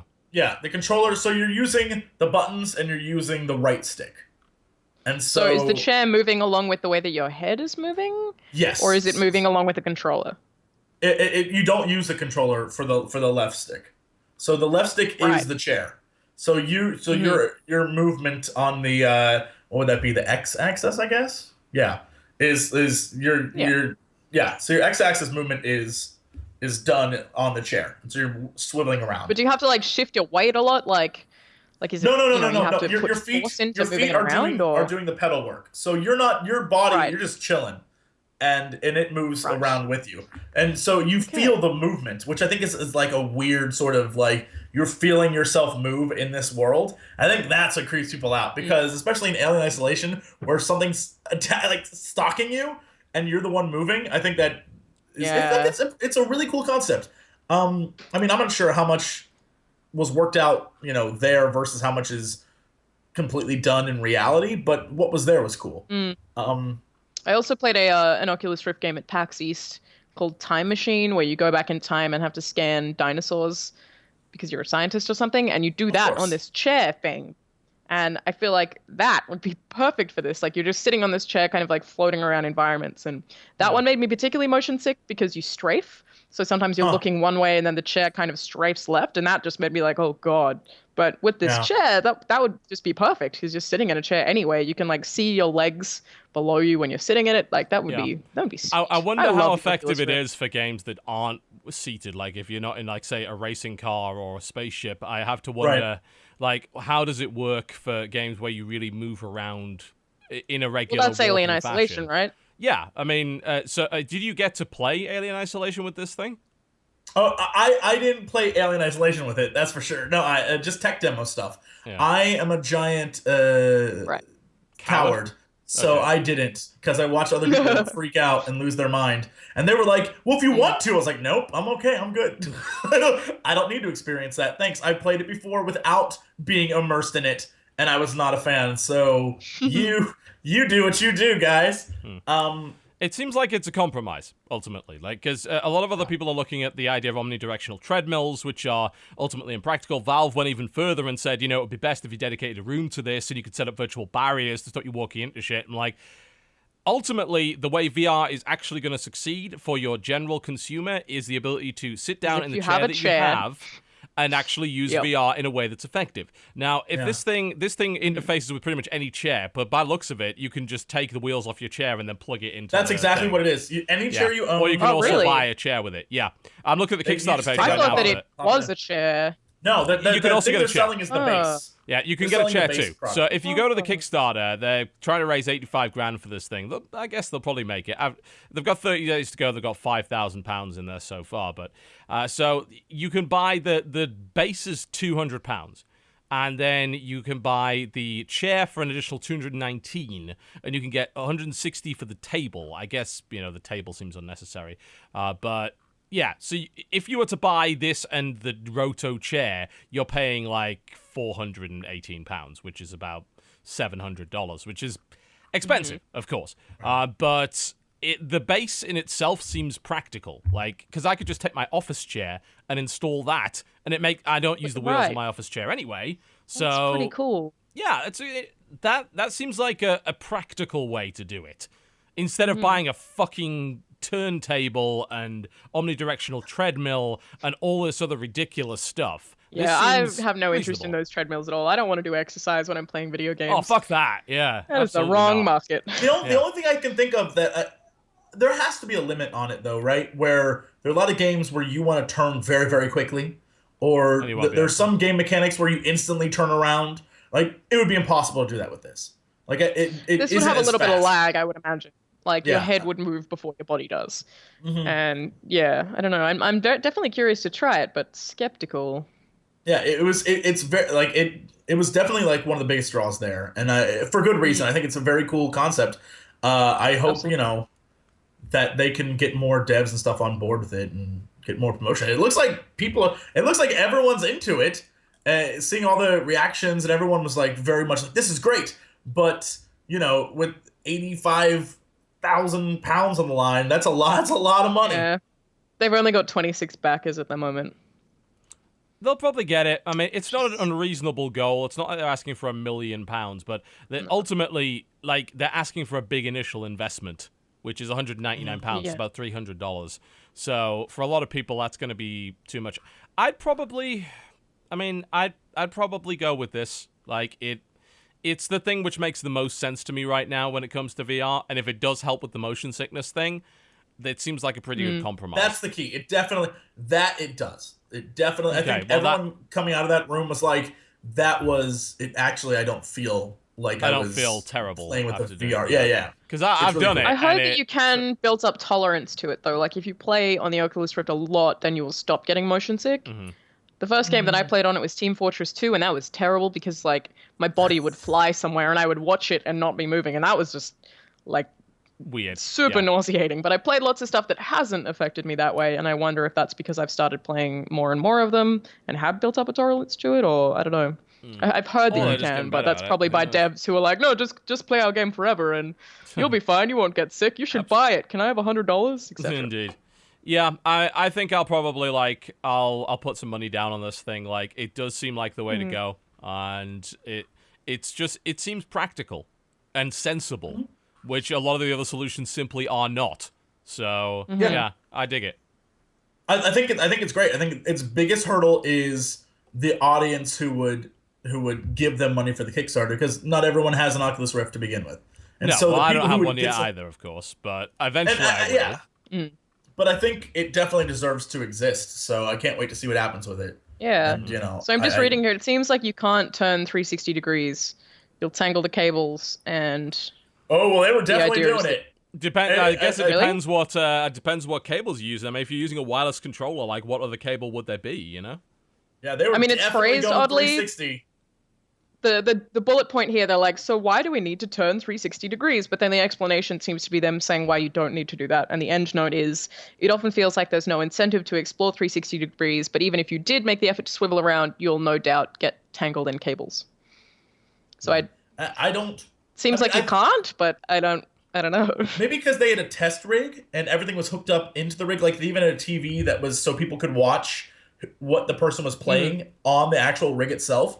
Maybe that's why it was spinning 360. But the rig they had set up, I see the issue now, because of course the Oculus has cables. So apparently they're selling a tangle-free adapter for the Oculus. Yeah, what does that mean though? I don't know, but it costs an additional £100. No, it would be what they had there then, because the Oculus hooked into the base. Right. And so since it was hooked into the base, as the base was spinning, the Oculus wasn't causing the... So you had cables going from the base out underneath the base. Yeah. Oh, right, I see. Yeah, so it's not going to, like, wrap around your neck and kill you. Yeah, I was trying to figure out, like, how they could do it there, but not on the Kickstarter. No. Yeah, they do have the Kickstarter, but you got to pay an additional £100 for that. That's kind of sucky, because I think that, like, that should kind of be default. I know, obviously, it also supports Samsung Gear and Google Cardboard, which, if I recall correctly... Is at least one of those a wireless device? I mean, isn't Samsung Gear, like, you kind of plug your phone into it, right? I can't remember exactly what's going on with that, but... I think I'll still back it. Like, it seems good. It seems like the right thing to do. I think, like, if you want to do VR, this is probably a good way to do it. So, I'll put money down on that. Why not? Seems like a good idea. Jesus Christ, that's $532 if you want to do that. I'll do that later. Almost, yeah. I think 90% of the games that I played there were indie games, and a lot of them were really silly, kind of fun indie games. A lot of them were very pixely. I got a code for one that I'm going to try. I got a code for one that I'm going to try later. It was the RPG Tycoon. I figured I'd try that and see what that's like. Basically, you are like, creating a village and getting heroes and stuff, but you're doing it Tycoon style, which I think is kind of an interesting concept. And so I got a code for that. Very Racketeer, that one. Yeah. And I'm going to check that out. And the reason why I definitely got it, because I was like, I can play that on my laptop. That I can do. Mm-hmm. So I'll give that a look. But I think I was really surprised by the massive presence of the Total War. Total War had this giant area, and they had all their games there. That was... Mm-hmm. Oh, was they showing the new thing? What was it, Arena? Arena? No, they were not. And I was mad because I went up to the guys. I was like, "Where's Arena?" And they're like, "It's not here." I was like, "But that's so much fun." And they were like, "You need to get TV to play it." I was like, "He'll never play that." I told them 5,000 times before. You want me to play it? Get Sega to apologize for almost fucking up my life. No joke. When I told them that, when I was like, "He'll never play it," they were like, "I know Sega." Like they all are very. They all know it. Oh, they know. They're pissed. They're just as pissed as I am. Sega sorts their shit out. I'll happily come back to the Total War bandwagon, but until they do that, it ain't gonna fucking happen. I'm not gonna budge before you fuckers do. I can guarantee it. Stop trying to shut down YouTube channels, and we might be able to have a friendly conversation. I think the best game that I played, it wasn't there, but giant shout out to, before I left, I played about a good 5 hours of Ori and the Blind Forest, which I think is just a fantastic game. I did wonder when that would come up. So what do you think about it? I clearly haven't beaten. I played 5 hours of the game, which is, I would say maybe I'm halfway through, question mark. At the beginning of the game, it's like, there are 3 areas and a possible 4th one. I'm on area, I just started the 3rd. So I assume I'm halfway through. Mm-hmm. But it is a really beautiful, really moving Metroidvania style game where you're going around and it's like a Metroid game, and you get little spirit guys who blow up stuff and shoot enemies, and you collect items to get through gates, and it doesn't create anything new, but what it did create is something that's really wonderful to look at and something that I thought was a lot of fun to play. So I loved it a great deal. Like if you aren't 5 minutes into the game like heartbroken, you don't have a heart. Like it was one of those games like I've played like the first level of it and totally agree. Like it is Metroid Castlevania, but also with like gorgeous art style and really lovely sound and a really nice story. Like it's not totally unique, but I do think it's a really nice game. Yeah, and I think Makes you feel all gooey. yeah, one of the things that I think that I had trouble with the most is there's a few parts later on where at the beginning of the game I could have swore that the controls were like the most fluid, perfect, wonderful things in the world. There's some parts later in the game where I'm like, this may not be correct. Like there's some platforming parts when the game gets really difficult, and it does get freaking bonkers difficult later on. That I was like, Are those there's parts where you like have to change direction mid-air? Like I've seen yeah, footage of it oh where you yeah. have to like go up and that looks crazy. As the world's actively trying to murder you. Yeah. Oh yeah, no. There are parts later on where the fluid controls that you think are amazing may not be so. And it might just be that I suck at it, which is quite possible because I'm not very good at Metroidvania games. But holy moly, there are some parts later on that I was like, I don't know if it's the game that is super hard or maybe I'm doing this wrong or if the controls are a little wonky, but there's like later on I felt like it could use a little polishing, but maybe that it could just be a me thing. Because you know, I got halfway through the game, and I think that's when the difficulty started picking up. So maybe I just wasn't adapting fast enough. But there's definitely some things later on that you're just like, wow, all right. But if you're looking for something that's beautiful, and you're looking for something that sounds wonderful, and if you're looking for something that plays pretty damn well, I think it's a great pickup. Like it's a game that I would get just to own. And I'll never do a let's play of it because I'm one of those people who's like, if I find a game that I really, really enjoy, I'm like, go buy it. Like that's one of the things that I always do. I'm like, go out and get it. So that's what I would that's say. Ori. Yeah. Ori, pretty good apparently. Haven't played it yet. You'll love it. You will instantly love it. I can't even describe it to you. You'll love it. It's platforming in Metroidvania. You do know me, right? I don't like either of those things. I swear to God, give it. It has the best. Like, oh God, here we go again. As a former teacher, I would. One of the things that we were always taught while lesson planning, I guess it goes for TV too, and games, like the hook. Right? In order to keep 26 uninterested kids interested in a 45-minute lesson, you have to hook them in the first 5 minutes. I think Ori does this very, like, the first 15 minutes of this game, you are so invested in someone you don't know that you're like, I just want to hold you and protect you forever, little guy. And you have that moment of like, I like instantly was in love with this character, a character who I gave zero shits about going into the game. And I was like, oh, I love you. Like It is. it's really precious. Yeah, it is. Yeah, I think it's really nice, but it probably. No, I feel like it would be a game that everyone could casually enjoy. You know, there are some games that I'm like, well, this is definitely a taste thing, but from what I have played of Ori, I think that most people probably would like it. Yeah, it's easy to consume. I'll have a look at it. It's I mean, it is gorgeous. It's hard to fucking ignore just how beautiful the damn game is. So I don't think it's reasonable to ignore it based on its genre, but I'll give it a bash. It's on the list of stuff that needs doing. You know, I had to invest so much time in LA Cops. I just didn't have the time. I'm sorry. I now instantly regret investing the time into LA Cops, but you know, never mind. Speaking of time investment into a game, Hotline Miami 2. I spent too much time invested into that. I played a lot of it. I realized, just like Hotline Miami 1, I find it infuriating.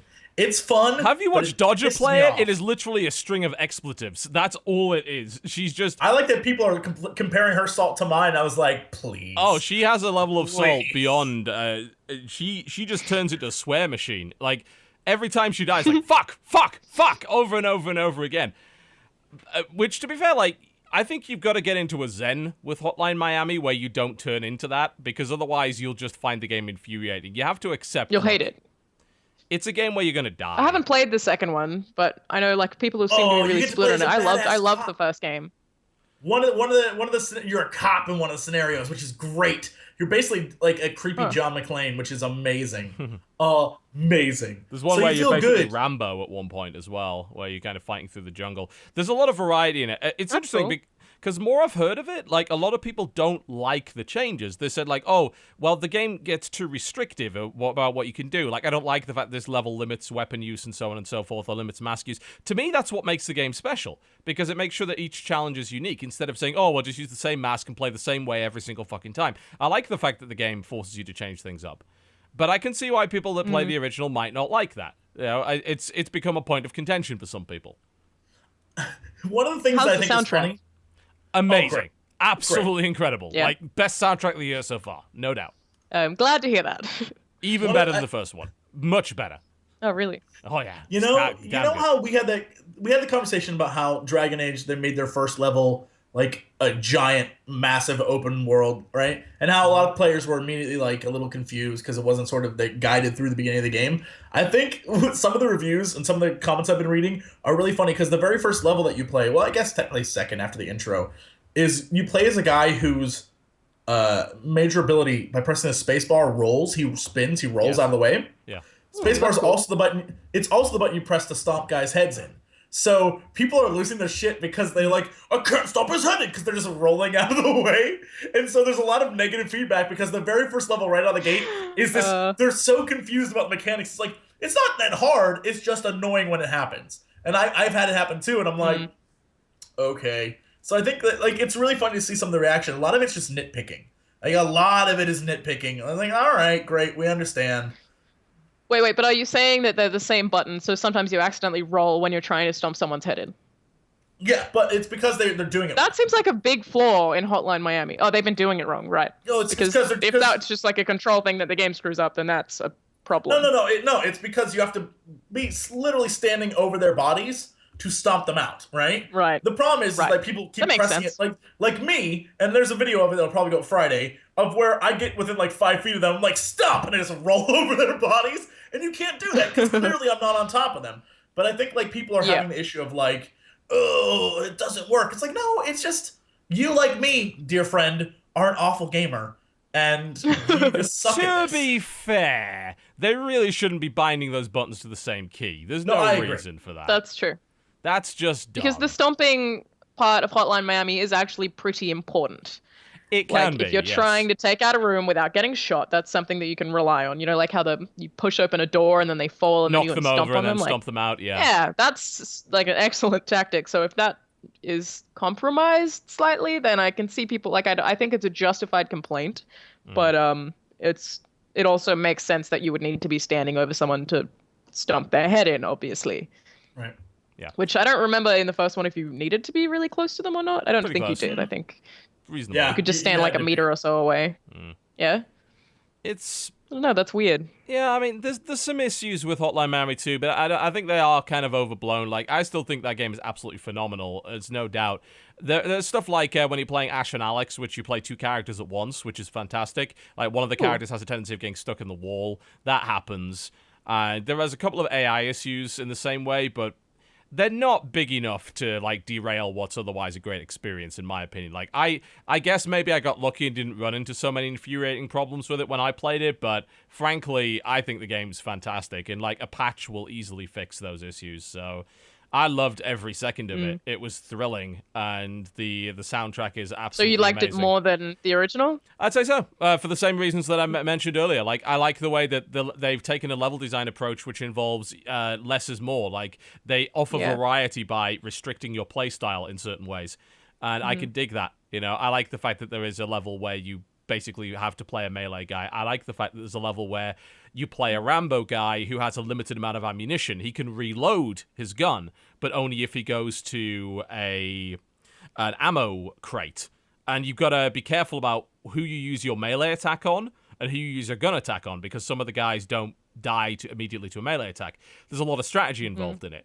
So I think that's absolutely fantastic. And also the storyline is completely fucked in amazing ways. Of course. In a better way? In a better way, yeah. I don't know what's going on. I don't know what's real and what isn't. Yeah. It's great. So, yeah. I was kind of like that with the first Remember. one as well, though. But I felt like it tried a little bit too hard to be weird and quirky. The first one, that was one of my few complaints with the game, was that the story was trying a little bit too hard. And I'd say this one doesn't. I'd say like there's so much of it that you don't really know if it's real or not, if it's actually acted, if it's part of a movie. You know what? If it's this guy's delusion, you just don't know. That's cool. Yeah, no, it has that weird. Oh god, it has that weird like Sherlock season 3 vibe where you're just like, what the fuck is even going on in this episode? Why did you say Sherlock? I haven't. Just assume everyone ever has seen Sherlock. I do. Of all the things you could have picked. That was for the internet. That was for the internet. Sherlock season 3. Yeah, that's very specific. Internet, if you've seen, everyone on the internet seen that. Sorry, you two. Haven't You're seen out of the any loop. of it. Haven't seen it. No. It's the only thing I can relate to. It's the closest thing I can think of, and it very much feels like that. Not Fear and Loathing in Las Vegas or any number of like kind of psycho acid trip movies. You relate to Sherlock season 3. Okay. I'm not specifically season 3. I don't want to have to crush your dreams, TV, but I would wager more people on the internet have seen Sherlock season 3 than Fear and Loathing in Las Vegas. And that's why the internet is full of idiots. That's probably right. Yeah. I would go Basically, with this is why Tumblr exists. It's their fault. God damn it. Yes. It's all for Sherlock season 3. That's why Tumblr exists. Most people do believe that Sherlock is inside their head on Tumblr, so I've been told. So, that's how Tumblr He loves works. me, though. Yes. Cumberbatch loves me, though. Well, I'm Sherlockkin, you see. My preferred pronouns are Sherlock, Sherlock, and Shareself. So I need you to respect that, or I will fucking kill you. Dear Tumblr. Dear Tumblr. Oh, God. Please stop being silly. Oh, dear. All right, so yes, Hotline Miami. God, why did that come up? I played a bit of Sid Meier's Starships, and I've got to admit, I'm not particularly impressed. I was hoping for a little bit more than that. It feels like an iOS game, and I think, in fact, it is. It basically, I picked it up on iOS as well, and I'm like, yeah, this is a phone game. Like, what they did was they took all of the 4X and boiled it down to bare minimum, basically picking up money, essentially. Like, going to a planet. I thought it, like, literally was an iPhone game. Like, it's not out on PC as well. It is out on PC. It is. Oh, it is. I didn't think it was. That's the main problem. They released it simultaneously on PC. That doesn't make sense. Yeah. Why would they do that? It's not good. It's not a particularly good game. Like, I watched the trailer, I'm like, oh, customizable starships. The customization is boring and linear. Like, it's like, you want to upgrade your shield so they absorb 25% extra damage, and we put a little extra little thing on your ship. And it's like, the tactical combat is bare bones. It's like move into range and shoot. The only interesting thing about the combat that I've found thus far is that you can fire torpedoes that move only a certain number of squares every turn, so you kind of got to lead the target. But I have also never hit with one because they just turn around and go the other fucking way. Like, so the torpedoes don't help. Like, the AI would have to be moronic to run into a torpedo at any kind of range. So that's a little bit silly. The thing about torpedoes, the way torpedoes work and why they're cool in like a naval game is because ships have limited turn capacity. So if a ship's going in a particular direction, they can't immediately flip 180 degrees and go in the other direction. Starships fucking can. So I was hoping for like some big tactical kind of capital ship combat. You don't get it. You just, they fly around the little squares and they shoot. And it's a very, very basic turn-based strategy game. So I've seen from what I've played up to this point. And I have found nothing so far to engage me in it whatsoever, or anything that even looks like a Sid Meier game. My dream hope was that this would be like Sid Meier's Pirates in space. You get to adventure on the space seas, I suppose, and go and plunder people and have sword fights and get into drunken bar duels with aliens. That's the kind of thing that I would like. This is just, you have a fleet. I feel like that's a bit of a stretch. I was maybe hoping a little too. That was possibly a bit unrealistic, I'll give you that. That's what I want. Like, that would be my dream game. Sid Meier's Starships and Sid Meier's Pirates in space. Pirates in space. That would be fantastic. Are you kidding me? That would be amazing. Get a duel on the deck of this ship, and there's like a little atmosphere bubble, and you're in a fucking spacesuit. I thought you meant like lightsabers. Cool. Yeah. But unfortunately, no. And the game is just go around and do errands for people and fight boring space battles. I have to ask, what actually made you want to play that in the first place? It doesn't look good to me at all. It's just Sid Meier, that's it. Right? It has the word Sid Meier before it, which means that I must buy it. And fortunately, this would be like the second time in the last 6 or so months that I've played a Sid Meier game and thought this isn't actually that incredible. Beyond Earth was okay, but really there was no reason to play it over just playing Civ 5 with the Yeah. expansions. I heard it's basically the same as Civ 5, just with slightly different looking things. It's Civ 5 in space. Like, it didn't even try to be different, really. And, yeah, I didn't like that at all. And so you might as well play Civ 5 with the expansions, because Civ 5 with the expansions is a really fucking good game. And then along comes Starships, and I don't even know why it exists. Like, it's pants. Like, it doesn't have a lot going for it. I feel like if this was Civ 3 or Civ 4, probably, all these would have been in a new CD or a new expansion. Oh, they would have. They would, because you remember when they sold Civ 4 Beyond the Sword? Yes. Which had like 12 mods with it that were all different games. And one of them was a space game.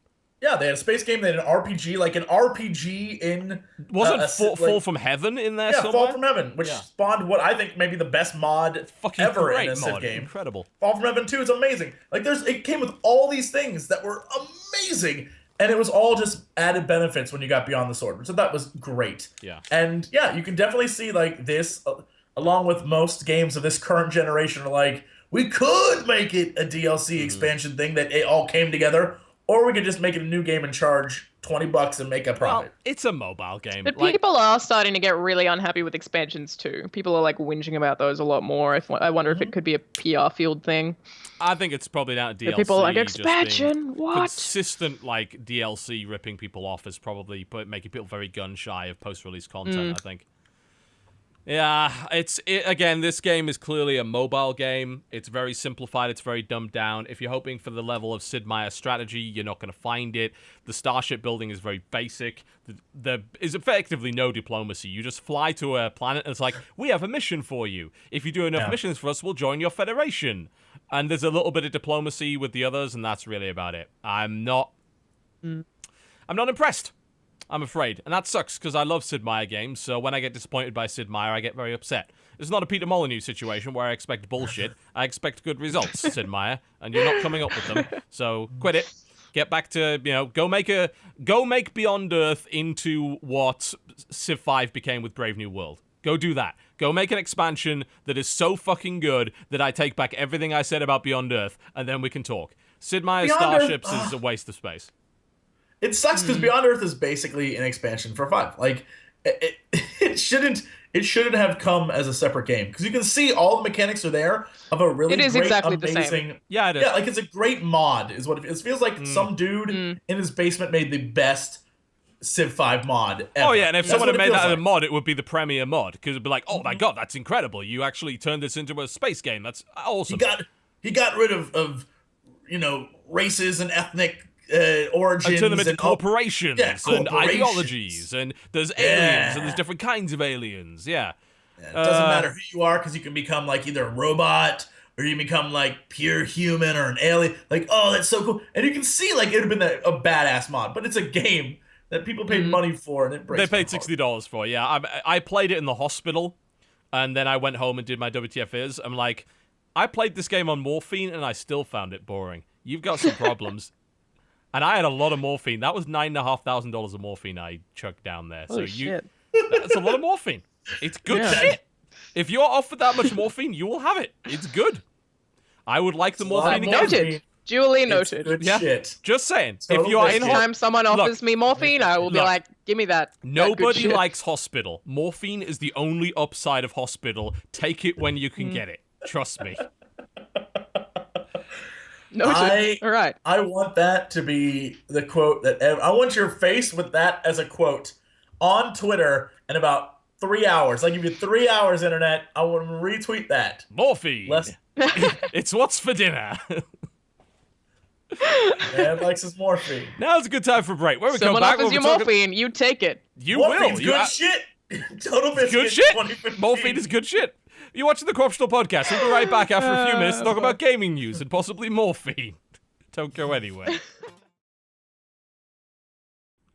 Ladies and gentlemen, welcome back to the Co-Optional Podcast for the final 55 or so minutes of the show. Yeah. I heard the wonderful sound, a miracle of sound with the black flag, beneath the black flag. I'm sorry, I'm getting all piratey and hoping that Sid Meier gets around to making Pirates 2. He never will. Oh, can we drop zombies and get pirates now? Just Yeah, do all pirate it's about games. time. That'd be swell. Where's Oh man, that was like early 2000s when everything was Jack Sparrow and everyone was like, you want to be pirates again? Now that's gone.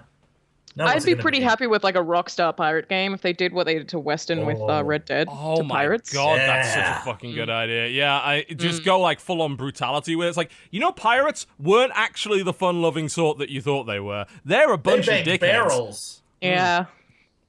Yeah, that would be great. I'd play great. the shit out of that. That's Yeah. my pirate Plus, fact. also They had flintlock sex with pistols. barrels. Anything with flintlock pistols in it is automatically a better game. And they had sex with barrels. What? What? They would all have barrels. They would put a barrel in the middle. They would look, man. I had to do a report on pirates in the 8th grade, and I learned that they had sex I'm with fairly barrels. sure that the 8th grade. How do you didn't- have sex with a barrel? They'd have a barrel, and they'd bang the look. I don't know how. What, they have drill sex a with hole in barrels. it? Yes. That's you get splinters. Yes. That's fucking. Look, Why'd you do Look. that? I don't know. All I know is they would have sex with I don't barrels. think that's true. I don't think that's true. Totally I have. true. I think this is one of those situations Totally where one of true. your school friends came up with an elaborate ruse to lie to you, and you've Wait, believed whoa, it whoa, for the whoa, last whoa, 20 whoa, years. Whoa, pause. A school friend came up with an elaborate ruse to go to the library, publish a Did book. pirates and have How- sex with How do you have barrels? sex with a barrel? I don't. Pirates had sex. They had sex barrels. Shut up. They had Pirates had sex barrels. They had sex barrels? That's a whole other Yes. thing. They had sex barrels. I'm gonna Google what is a He's looking at it right now. Actually, he's not wrong. What? Okay. Thank you. So apparently there is a vulgar term called one's turn in the barrel. There is a vulgar joke associated with the phrase about soldiers putting their penises through a hole in a barrel to receive oral sex. When a new recruit asked who was in the barrel, he was ordered to shut up. Several days later, he was told it was his turn in the barrel. I'm not sure if the vulgar joke is the source of the phrase. So this is still not pirates So they yet, weren't though. having sex with a barrel. They were having sex with someone inside a Look, barrel. So it's a eighth grade was glory hole, long time basically, ago. in a barrel. It's a glory hole. Yeah. This is 8th grade was a long time ago. okay. So All I this remember is is from they Urban had sex with Dictionary. barrels. In the barrel, a phrase taken from a popular joke. To say someone is in the barrel or taking a turn in the barrel means it's their turn to do an unpleasant task or suffer an unpleasant experience. A sailor on a Navy ship who had been out at sea for weeks was beginning to go through sex withdrawal. Fed up with the lack of sex, he asked one of his shipmates what he did when the pressure was too much to take. Said, well, there's a barrel with a hole in it near the mop storage. When it gets to be too much for us, we use that. So the sailor went over to the barrel and decided to give it a go. Finding it was better than he expected, he began using it regularly and his problems seemed to vanish. After a couple of weeks, his commanding officer began to take notice and said, you seem to be a lot more relaxed. What's your secret? The sailor, embarrassed to give a straight answer, simply said he'd been getting better rest. Well, good, sailor, you're going to need it because the day's your turn in the barrel. This is not historically accurate at all. This is a joke. Someone fucked with you, Jesse. There's no doubt. No. Yeah, I don't. I'm telling you right now. Do you remember the name of the book that you read this in? I don't. I'm not sure. Look. It was in 8th grade. That was like in 1946. I couldn't tell you what this book was called to save my life. 1940. But How what old are was- you? My late 80s. I've got grandkids. What? It's bad. But I'm saying that I think just don't question it. Just go with it. Sodomy and the pirate tradition, English sea rovers. Yeah. See. No, there's still nothing to do with barrels here whatsoever. Look, guys, sex barrels are totes real. Or what you I say. don't think this is a thing. I'm sorry. I agree. All I'm saying is try to play Black Flag now. Try to play Assassin's Creed now. And think that they Within aren't the all entire doing it. book of Sodomy and the Pirate Tradition, English sea rovers in the 17th century, there was only one mention of the word barrel, and it has nothing to do with having sex with it. So we have concluded that you were bullshitted in school, and you've I believed read this it in for a 20... book. No, I you read it in a didn't! book. You were lied to! You didn't. You Read it in a didn't. book. Read it You in a didn't. book. They did not have I sex read with it in a barrels, book. you were bullshitted. You are wrong. But I like how he had to research it to come to that conclusion. Yeah, like, well, I mean- obviously they didn't have sex with barrels. Whatever. That joke is all jokes have a little bit of truth to them. I think we can agree on that. Oh my god. No, No. I don't know. The best not, jokes not in this specific have a little instance, bit of- I don't think, no. How would you know? You're on morphine. Get out of here. I'm not on morphine. You're the American here, so You're a morphine. You're a morphine. is... Get out of here. If I could be on morphine to deal with your shit, I would be. Australian criminal. Get out of here. I'm the only one. Got criminals and morphine. Fucking colonial bastard over here. It's like, you stole your country, you fucking thief. It's ours by right. Give it back. Whatever. Technicalities. And now you're in England. God knows how you managed that one. I'm surprised they let you through the border. American flag shoes. It's like, he's one of those colonial swine. Throw him in the dungeon. This entire Britain's there's no whatever. Everyone here is not from like I expect British people to be Britain-ish. But they're not British. Not a real word, but okay. They're like, you expect British people to be British, okay. It's very worldly. Like people from all over the world are in London. Like God, how dare they? Yeah, it's not. I want it to be quaint. It's not quaint. Well, why the fuck are you in London then? London is the last place you want to go for quaint. Trust me. Yeah, but if you go outside of London, then it becomes like you can't understand what the hell they're saying, and it's creepy. I don't want none of that. It's creepy. It's creepy. Look, the beds different languages are creepy. Like, gross. It is. It's creepy. American xenophobic bastard. Whatever. We'll bomb you. Well, I don't know. You might. They might. It's possible. Take it up with me on Tumblr. Yeah. I'll be sure to not give a shit. All right. Okay, let's go on to news. There's not a great deal of it, frankly. So we had the BAFTA Awards. Mm-hmm. So that was the thing. And we've actually had several awards. We had the South by Southwest Awards as well, which I lost to Rooster Teeth. I'm okay with that. It's like, well, there's an award show in Austin, Texas. I wonder who's going to win it. I feel like I didn't have the home crowd advantage on that one, but there were a list of there's a bunch of list of stuff that was given. Best game was given to Destiny, which I fundamentally disagree with. Yeah. Why? I mean, I'm not 100% sure why this game continues to get Game of the Year from anybody, really. I thought the luster had worn off for people at this point. Like, Destiny is... What luster? The Bungie luster. The luster that comes with a new Bungie game, where they don't get to do anything wrong, and they get excused for everything. I know. And then they blame 343 for everything.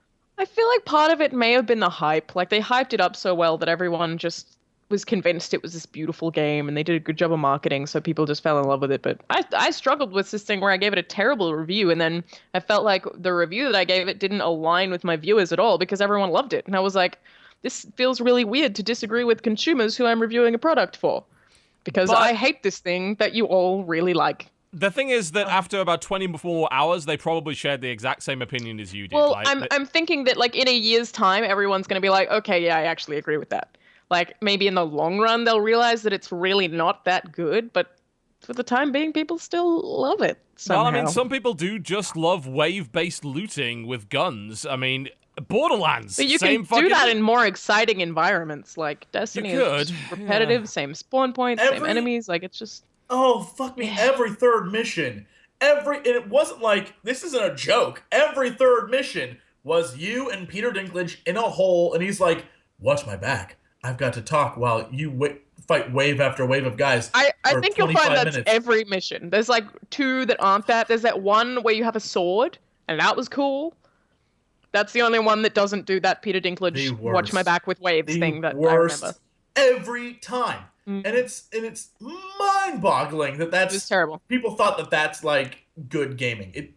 It was the same thing every single time, and it would have been maybe excusable if the environment's on whatever, or if you had different spawn points, but you always just go to the same place and travel to the same place, and then you do the exact same mission just in a slightly different location. It was just not good. I liked the strikes, but I think that they were too short.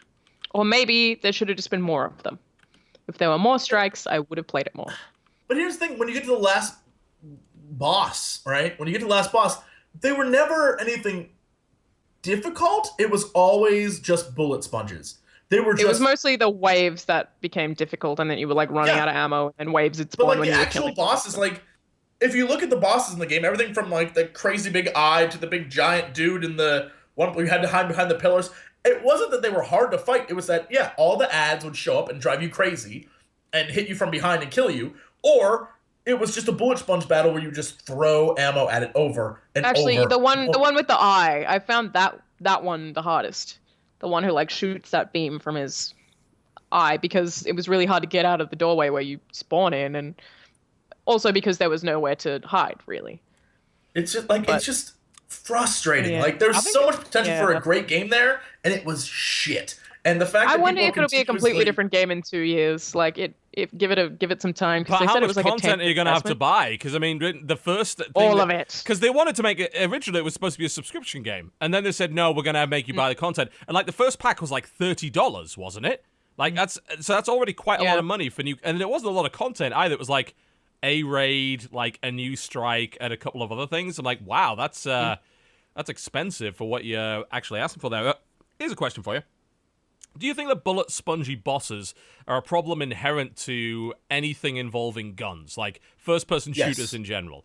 Like, do you remember a boss in a first-person shooter that wasn't bullet spongy? Because even games I really liked had bullet spongy bosses. Even Wolfenstein had bullet spongy bosses. But I feel like something that would help with that is having the boss have some form of reaction to what was going on in the combat. Because a lot of the times in Destiny... They're really stupid is the thing. Yeah, I can only think of one boss where you could actually knock off its armor plating, and you did more damage when you got underneath it, which I think is really cool. But most of the bosses weren't like that. It was you were just firing at a guy and you would just get more and more angry. I think if more games had, that mechanic where like you're knocking off plating or the so what you're saying is the boss needs more phases, basically.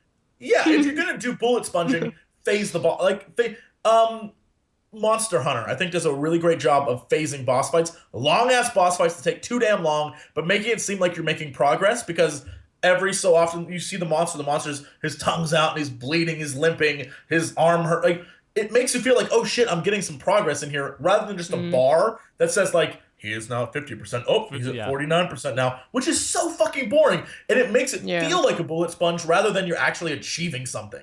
And that drives me crazy. Just crazy. Okay. Yeah, I can see that. Like, bosses with a bunch of weak spots and all sorts of other things that change around.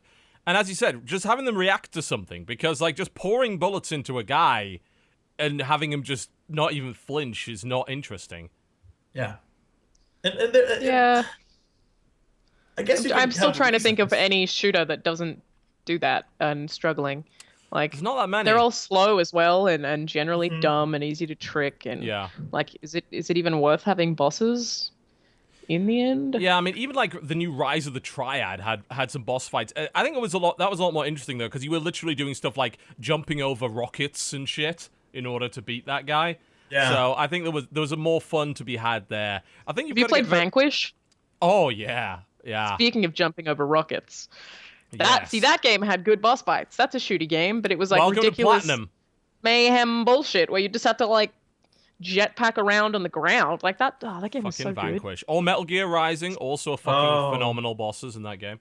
Oh, if we could get spectacle fighter boss fight styles with, like FPS games, that'd be a challenge, but not impossible. That'd be amazing. I mean, here's the thing about like Destiny. Destiny's basically Warframe. Warframe is a free-to-play game and is frankly pretty fucking fun and actually has some pretty good boss fights in it.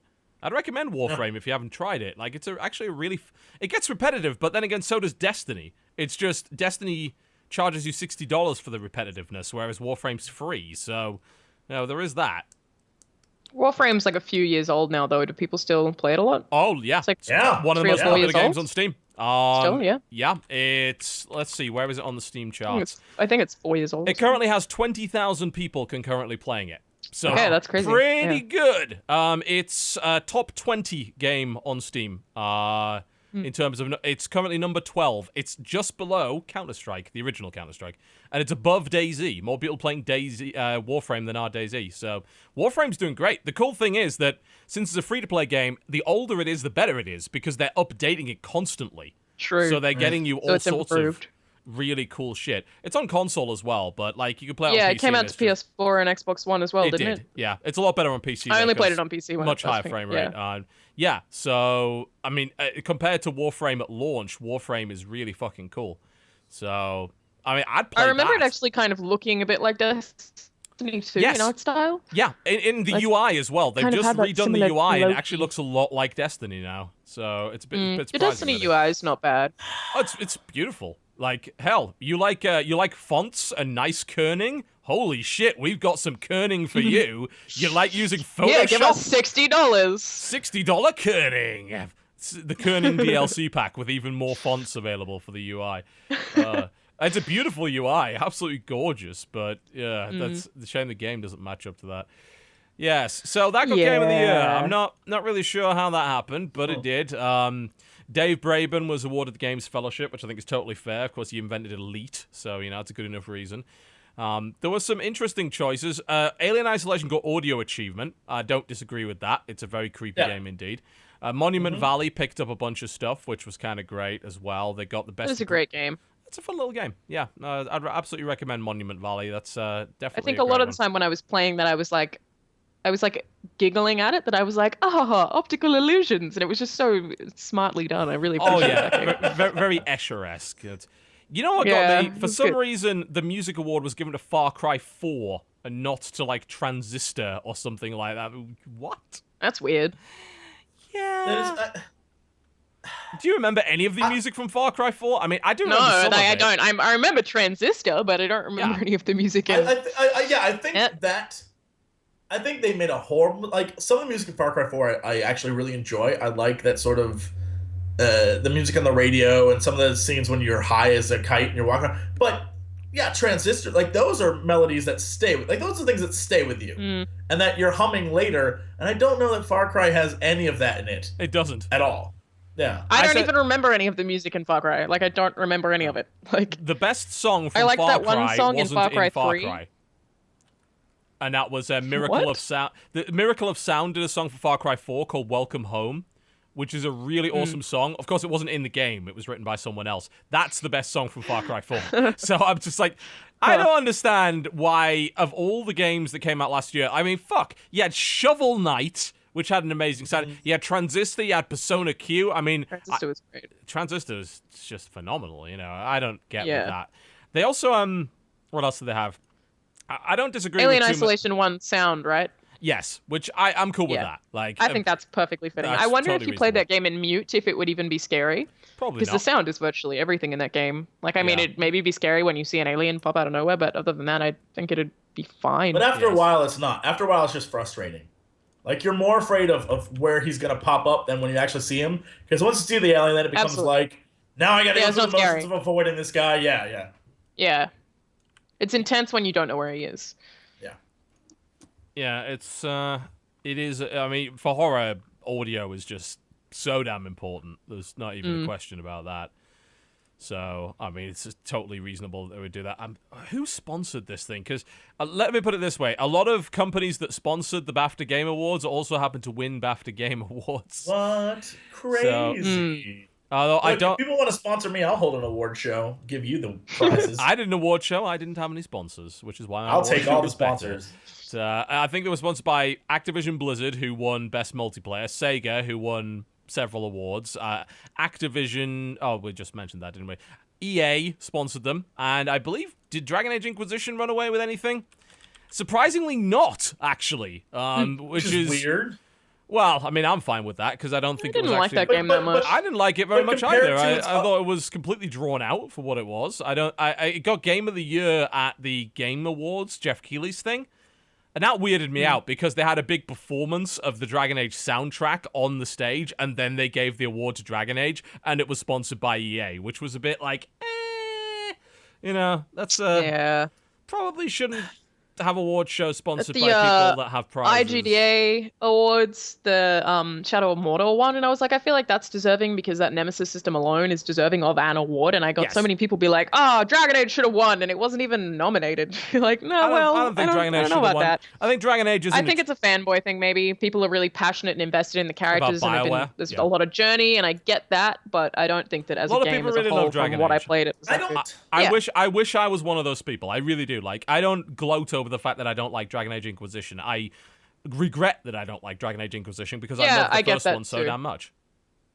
I don't know that I could give, as a fan of Inquisition, give it a musical award. It has the one main theme that's played pretty much throughout. That's really, really good. But the rest of it's sort of just like back, like the way old WoW music used to be, where it just existed in the background, but it wasn't actually like as it is now. We're like, we have to make real songs, apparently, right? The thing is, when there's a game like Transistor, I don't know how you could give it to something like Dragon Age. I don't understand that. Doesn't make sense. Or Dragon Age or Far Cry or anything like that. It's like Transistor has a soundtrack that could literally be an album that would reach the top of the charts. Like, it's that good on its own. I'm pretty sure they sold it with the special edition, or even with the Steam you could get it. Yeah.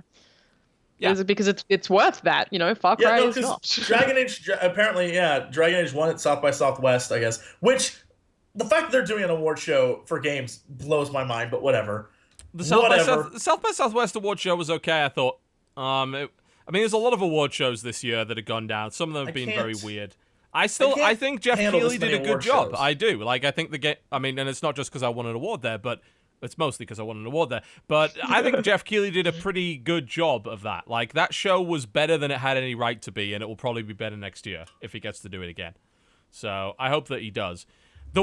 Here's something that I didn't really like. So they had a genre for a debut game, and they gave it to Never Alone.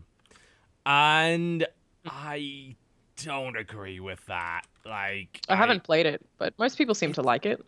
A lot of people didn't. It was mainly because it's not actually that good a game. Like, the problem is that as a game, it's got a really nice idea behind it. I fully endorse the notion of taking cultures which are often ignored and making pieces of media about them and really using that as an opportunity to delve deep into what makes their culture unique. But the game didn't do that. And even if it had done that, the game's still not very good. Like, it's not a very good platformer, and the game doesn't work half the time. It's designed to be played in co-op, and your fucking co-op partner goes careering off the side of an iceberg into the icy deep below and forcing you to go back to the last checkpoint.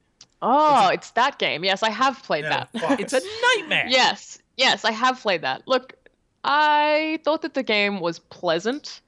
In that it was like lovely, but no, it wasn't a particularly good platformer at all. Like, nothing particularly difficult about it. I liked the use of the spirits, but it wasn't very good. It wasn't bad. I don't think it was terrible, but it didn't have a lot of substance. It wasn't all that unique. It was just like it was culturally pleasant, is what I would say. Yeah, culturally pleasant is a good way to describe that game. And the problem with games that are just culturally pleasant is I think they really let the subject matter down. Like, and I think Never Alone was a huge disappointment because that wasn't its selling point. Wasn't its mechanics. Its selling point was the cultural stuff, and it did do that stuff well. But that's what I liked it for. Yeah. That's the part that I enjoyed. Yeah. The problem I had is they didn't integrate a lot of the cultural stuff in the actual game. They made it a bunch of videos. Like, it was all of this, here's DVD an owl extras. to inform you about this thing. Yeah, it's like, and open up this video. It's like, no, that's not what video games are about. Yeah. Like, use the video game to explore the culture itself. Don't give me a bunch of DVD extras. And honestly, they were in a big list. I didn't watch any of them. I didn't bother. I was like, I watched a few of them, and I'm like, this is not the way to integrate. Here's the list for debut game. Banner Saga, Counter Spy, Hitman Go, Never Alone, Shovel Knight, and Vanishing of Ethan Carter. Tell me Never Alone deserves to win. I don't think so. Shovel Knight's on that list. Vanishing of Ethan Carter's on that list. I think Banner Saga's on that list. Shovel Knight should have won music. It should have, Shovel Knight is a fantastic game. Absolutely. Clearly one of the best of the year, and it's just mind-boggling that they don't get more recognition for that. But whatever. And they never gave 80 Shovel Knight days did anything. get a lot of recognition, but no, against The Vanishing of Ethan Carter and the Banner Saga, and I don't get why Never Alone would have gotten that at all. Yeah, I don't. I seems like pandering. I don't think it's a bad game. I wasn't disappointed, but I wasn't enthralled. It was a game. I was definitely disappointed. Not something that I would play again. And that's but maybe I didn't have high hopes for it. I don't know. Yeah, it was absolutely disappointing to me because I really did want it to be absolutely fantastic, and I really want to learn about this culture, and they fundamentally flubbed that, and that's a real shame. And then they made the game frustrating as a fucking hell as well, so... Yeah. No justice. I would have given... the thing is, I would have also given half the BAFTA awards to 80 Days that got snubbed on every fucking category it was in. It was in, let's see, 80 Days was in Best British Game, Game Innovation, Mobile Handheld, and Story, and I'm pretty sure it got snubbed on all of them. I'm like, What one mobile handheld? Monument Valley. Actually, what one story? What one story over 80 days? What one story over? It was The Last of Us DLC, I think. Oh. Yeah. Yeah, it was Last of Us Left Behind. Fucking 80 days! Buy 80 days! What the hell's wrong with you people? Like, 80 days is amazing. 80 days is like the logical evolution of what Choose Your Own Adventure can be. 80 days... What one handheld? Monument Valley, I think. Okay, see that I'm okay with. Yeah. But like 80 days for story. I didn't play The Last of Us DLC, but I can't say I'm surprised that one. It's it's AAA. It's a thing that everyone loves. But I always wonder who votes for this shit. Like, who decided that 80 days wouldn't win story? It's amazing. 80 days is so fucking good. Like, it is. God, brilliant game. Like, in every possible respect. It's worth multiple playthroughs. It is absolutely beautiful. It's incredibly well written. If you love Choose Your Own Adventure, it really takes that to a... It's just such an awesome concept, just traveling around a steampunk alternate past and getting around the world in 80 days. And you can get around in so many different ways. And you can, find items that help you get there, uncover new routes to get around the place. Oh, it's good. It's so good. Was this War of Mine nominated for anything? I don't think it was, which... Really? Yeah, it's not on there at all, which is ridiculous. Wow. Like, this War of Mine on debut games, I would have gone for that. This War of Mine is artistic achievement. You could probably put it under there, too. Yeah, there's definitely some... noticeable omissions. Let's just put it that way from the BAFTA Awards there, I think. Yeah. It's a shame. I'm looking over it now. Yeah, you're right. Yeah, it's a shame. Oh, well. Never mind. All right, we're talking about that because really there's actually not that much news. I'm sorry, there isn't. Like, I'd love to tell you that there's an amazing amount of news for us to cover today, but there frankly is not. We did hear the story that the Better Business Bureau gave Valve an F for customer service. Lol. Did anyone not see that one coming? Oh my god.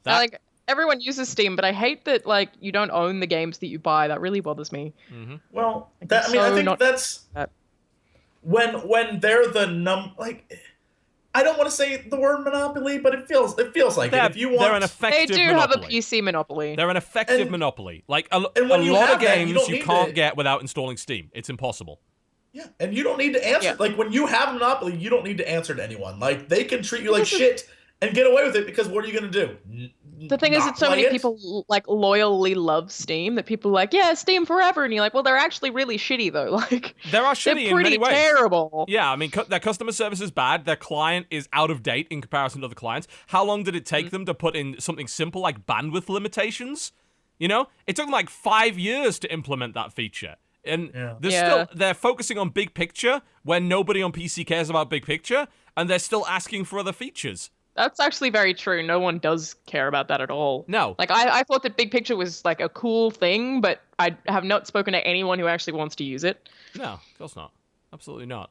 And frankly, customer service-wise, EA's beating them. EA has a guarantee on its own games that lets you refund them within 24 hours. You get to play the game, and if you don't like it, you get a no questions asked refund. That's really good. And Steam doesn't do anything like that. Of the sort. Lately, apparently, they've just been forced, in some respects, to abide by EU legislation that says you're entitled to a refund on digital goods. But even then, they've apparently changed the subscriber agreement to make it bullshit. They're still trying to dodge it. Valve really loves to waive your rights away. They absolutely they don't want to give you consumer rights at all. Yeah. So, that's lovely. Thankfully... But speaking of which, there's that thing that happened with the new Steam subscriber agreement. Yes, indeed. Which is what we're reading at the moment, actually. So this is about... Basically, for EU subscribers, you have the right to withdraw from a purchase transaction for digital content without charge and without giving any reason for a duration of 14 days or until Valve's performance of its obligations has begun with your prior express consent and your acknowledgement that you thereby lose your right of withdrawal. Which... something. That's I haven't done law in a while, so that means things, I believe. Here's the problem. Apparently, Valve's performance of its obligations amounts to immediate access to digital content, meaning once you start the download, you've waived the right away, from what I can tell. Wait, what? Yeah. So you don't actually have. Oh, just right. having the access to it, just immediately. Yeah, getting as soon as you download it, you've waived that. According to the user agreement, you've waived that right. So basically, they're trying to dodge it essentially. Oh. Yeah. Okay. Now the good news. So that's not really good at all. No, that's not good at all. It sounds like Valve is doing a good thing, and then you suddenly realize it's not. Now, apparently, Apple tried to fight this battle in the EU courts, and they lost. So since the start of this year, everything within the Apple Store has a 14-day refund period without any questions. So Well, I know they had some issues in Australia because it goes against our like consumer rights. yeah, they had an issue in New Zealand as well, I believe. Yeah. Yeah, because basically, like in Australia, you have to get a refund for some reason, and Steam doesn't do that. So I don't remember what ended up coming of that. Maybe nothing, but I know that there was like they threatened legal action. And yeah, it seems to be that like the way they're getting around it is this immediate access thing. As soon as you click download, you basically waive your right. But the problem with that is that like you should be allowed to try the product, and then if it doesn't works. Get a refund for it. Like that's ridiculous. Downloading it doesn't mean that it works. Doesn't mean that it's good. No, it doesn't. That's and people are like, oh, but abuse. It's like abuse. Like, come on. Like the abuse is not allowing customers to refund products that don't fucking work. This is especially true when Steam has made a business model out of selling those games in what they call early access. Right. You know, they have made a business out of that. So to me, it seems like if you want to make a compromise, then either offer some sort of trial period to allow people to test if the game works. Maybe like a few hours of give them a couple of hours. I mean, what's even wrong with that? You know, give them a couple of hours to try it out. If you fucking hate it, or it's a piece of shit, or it doesn't work, then let them fucking refund it. But of course, you know, Valve is going to fight tooth and nail to try and prevent that from happening. Yeah. In Australia, we have like EB Games has a 7-day return policy for anything, and I used to abuse that all the time when I was a teenager, where I'd go and buy a game and then finish it and then return it. I did that plenty, but that company is still around. It's not like it affected them very badly. Like they're fine. And more to the point, as a digital provider, you could very easily restrict that. You know, you don't have to have 7 days. Like, put it in your agreement where people have a 2-hour period to test and see if the game works, and if it doesn't work, and it could be 2 hours of playtime, not 2 hours of ownership. Right. Like they already track that. Yeah. And if your game's less than 2 hours long, then, well, I mean, probably stop making games that are less than 2 hours long. But, the order. Yes. I don't know. There's got to be some way around it. Like, and Valve has got to eventually around the order? Don't buy it. Yes, there is a way around the order. It's very much so, but... Just don't buy it. Don't buy it. You're not missing much by the sounds of it. But, yeah. So, I would like them to... Yeah, I think they're going to end up in court over it. We'll see. They're going to be dragged into court again. And eventually, I mean... eventually. This is going to change eventually, surely. Someone's going to... Like, it's going to happen enough. It won't in the US, I can pretty much guarantee that. But in the EU, one would hope so. Yeah, so we'll see if that ends up being the case. Yeah. It's like, just stop buying games without demos. They don't make demos anymore. Very few people make demos. You know, come on, that's a ridiculous fucking assertion to make. It's like, oh, well, it's your fault because you didn't buy a game that had a demo. 99% of games don't have demos. So what are you suggesting exactly? Demos don't get made anymore. It's that simple. Shareware, unfortunately, doesn't seem to exist anymore either. So, hell, go back to the shareware model. That's the way to go. Give them like a quarter of the game and then make them pay for the rest of it. That's a good way to do it. And you take the risk away. It would work. Yeah, take the risk away. Got no excuse then. Is there anything else in the news that's really even worth covering at this point? Nintendo! Oh, TV. yes. Nintendo. Come on, tell me about Nintendo. They are doing mobile stuff finally, and also, but it's not going to be anything you like. It's going to be other crap. But then they're making a new console, but no one knows what that is. Yes, they announced an announcement of a new console. Yeah. We have no idea what it is, but they're going to know more next year. So we know nothing. Is what we're saying. Is they announced nothing today. They announced new things are coming. Deal with it. That's it. Like, they're all right. Thanks, Nintendo. Yep, they're partnering with a company called Dina, and they're going to be making some mobile stuff. And we know that. So, okay. And it's not going to be anything it's going to be like new stuff. It's not going to be anything that you know and love, apparently. Yeah. See, that's disappointing. Does it explicitly say that? At least that's what the feedback has been so far. I haven't seen any articles, I've just been Well, following. all the articles are complete speculation. Like, none of the games press that have written about this has anything worthwhile to say because they're all making. I have no idea what to say. Yeah. I guess the Because word it'd be on the great if street you is could get it's all new Pokemon on. stuff. That'd be great.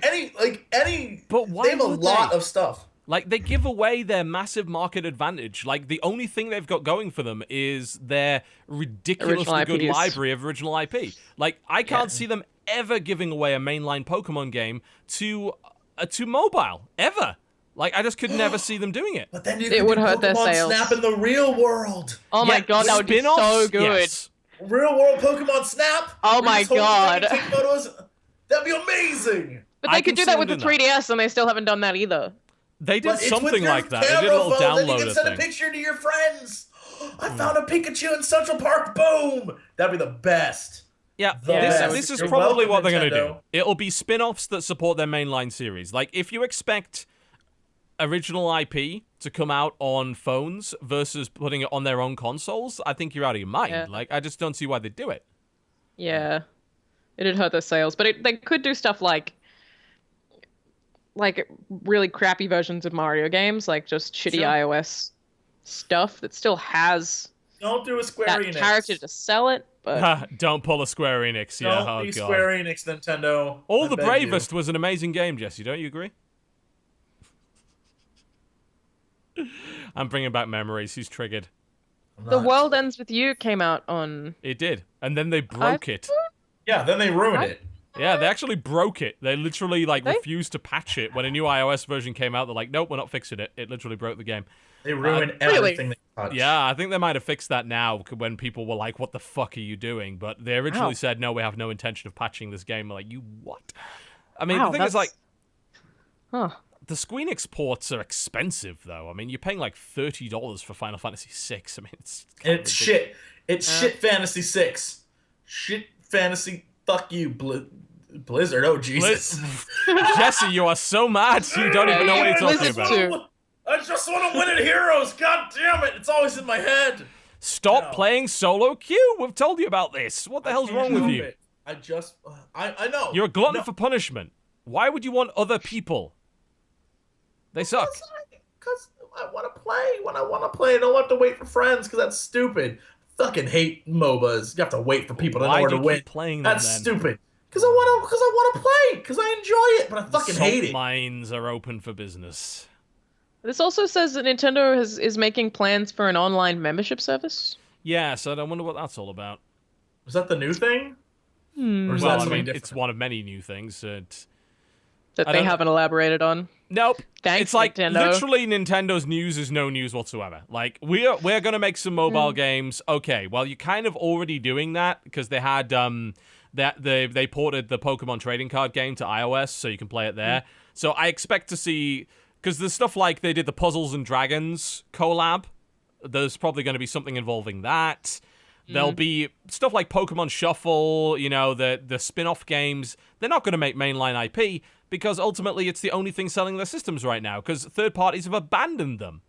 You know, Yeah. even the 3DS is not getting that many. You know, most of the really good 3DS games are either coming from Japanese JRPG studios or they're coming from first-party Nintendo development houses. Yeah. It's sad, but their first party stuff is really good. Yeah, it is. I just, and I feel like it is kind of enough to carry them. I'm happy with my 3DS. I think there's a lot of great games on there. Sure. Yeah, I mean, the 3DS thankfully does get third-party stuff, whereas, the Wii U does not. Doesn't, So yeah. there's a pretty big deal going on with that. But, I mean, for the Wii U in Yeah. particular, the only way that's going to survive is, they've got a bunch of really good stuff coming out. They've got Splatoon on the way. Obviously, they just released Splatoon Smash. looks great. Yeah, it does. And they'll, they've got things like, what the hell is it? Xeno something. Which Xeno? I keep thinking it's Xenonauts or Xeno I don't know. Xenoblade. Xenoblade. Saga Yes. 12. Xenoblade Chronicles, or Xenoblading. whatever it is, yeah. Xenoblade Chronicles. The Xenoblading, yeah. Yeah. But the everything... Xenoblading. Yes, indeed. But there's also so I'm just reading here that it also said for the mobile stuff, if you report that we will release Mario on smart devices, it would be a completely misleading statement. Exactly. So it's the same shit as always. We will not release. I can never predict what games. Nintendo are doing ever because I feel like everything that I'm like, Nintendo, this would make you a lot of money. They're like, yeah, let's not do that. Yeah. And I just don't understand them at all. Yeah, well, I mean, if you look at what's even been released on the Wii U, the only stuff they're getting right now is third-party indies, absolute trash, and the first-party stuff. Yeah, it's what is the console's Batman. NX? Is that what they're calling it? They're calling it the NX. We don't know what it is yet. Can I? Oh my God! Can you make a prediction? Can we all hope that it stands for Nintendo Extreme? Can we all just make that a hope? Like and it's sponsored by Monster Energy drinks. And no. Drink verification can to continue. And it's all just really violent games like Mario, FPS, and like Legend of Zelda, but it's a spectacle fighter. Goombas Oh my God, that'd be amazing. Everything has dubstep. Yes, I want that. I'm sorry, chat, that you don't understand that Extreme starts with an X when it's awesome. When it's awesome. Whatever. NX, I feel like it's got to be like. I want to say like a new handheld, but they already have so many. But like they've gotten to the point where they had to fucking name something the new 3DS. Like you can't keep making them 3DS. Something. They can it's and too will. much. So maybe they're like, fuck it, NX. How many of the DS did they release? 5 models, I think, of the DS, if I recall correctly. DSi, DS Lite, DSXL. And DSXL. Isn't that it? 4? I think it's 4. What does DS stand for? Have I missed something? Dual screen. Oh shit! I didn't know that ever.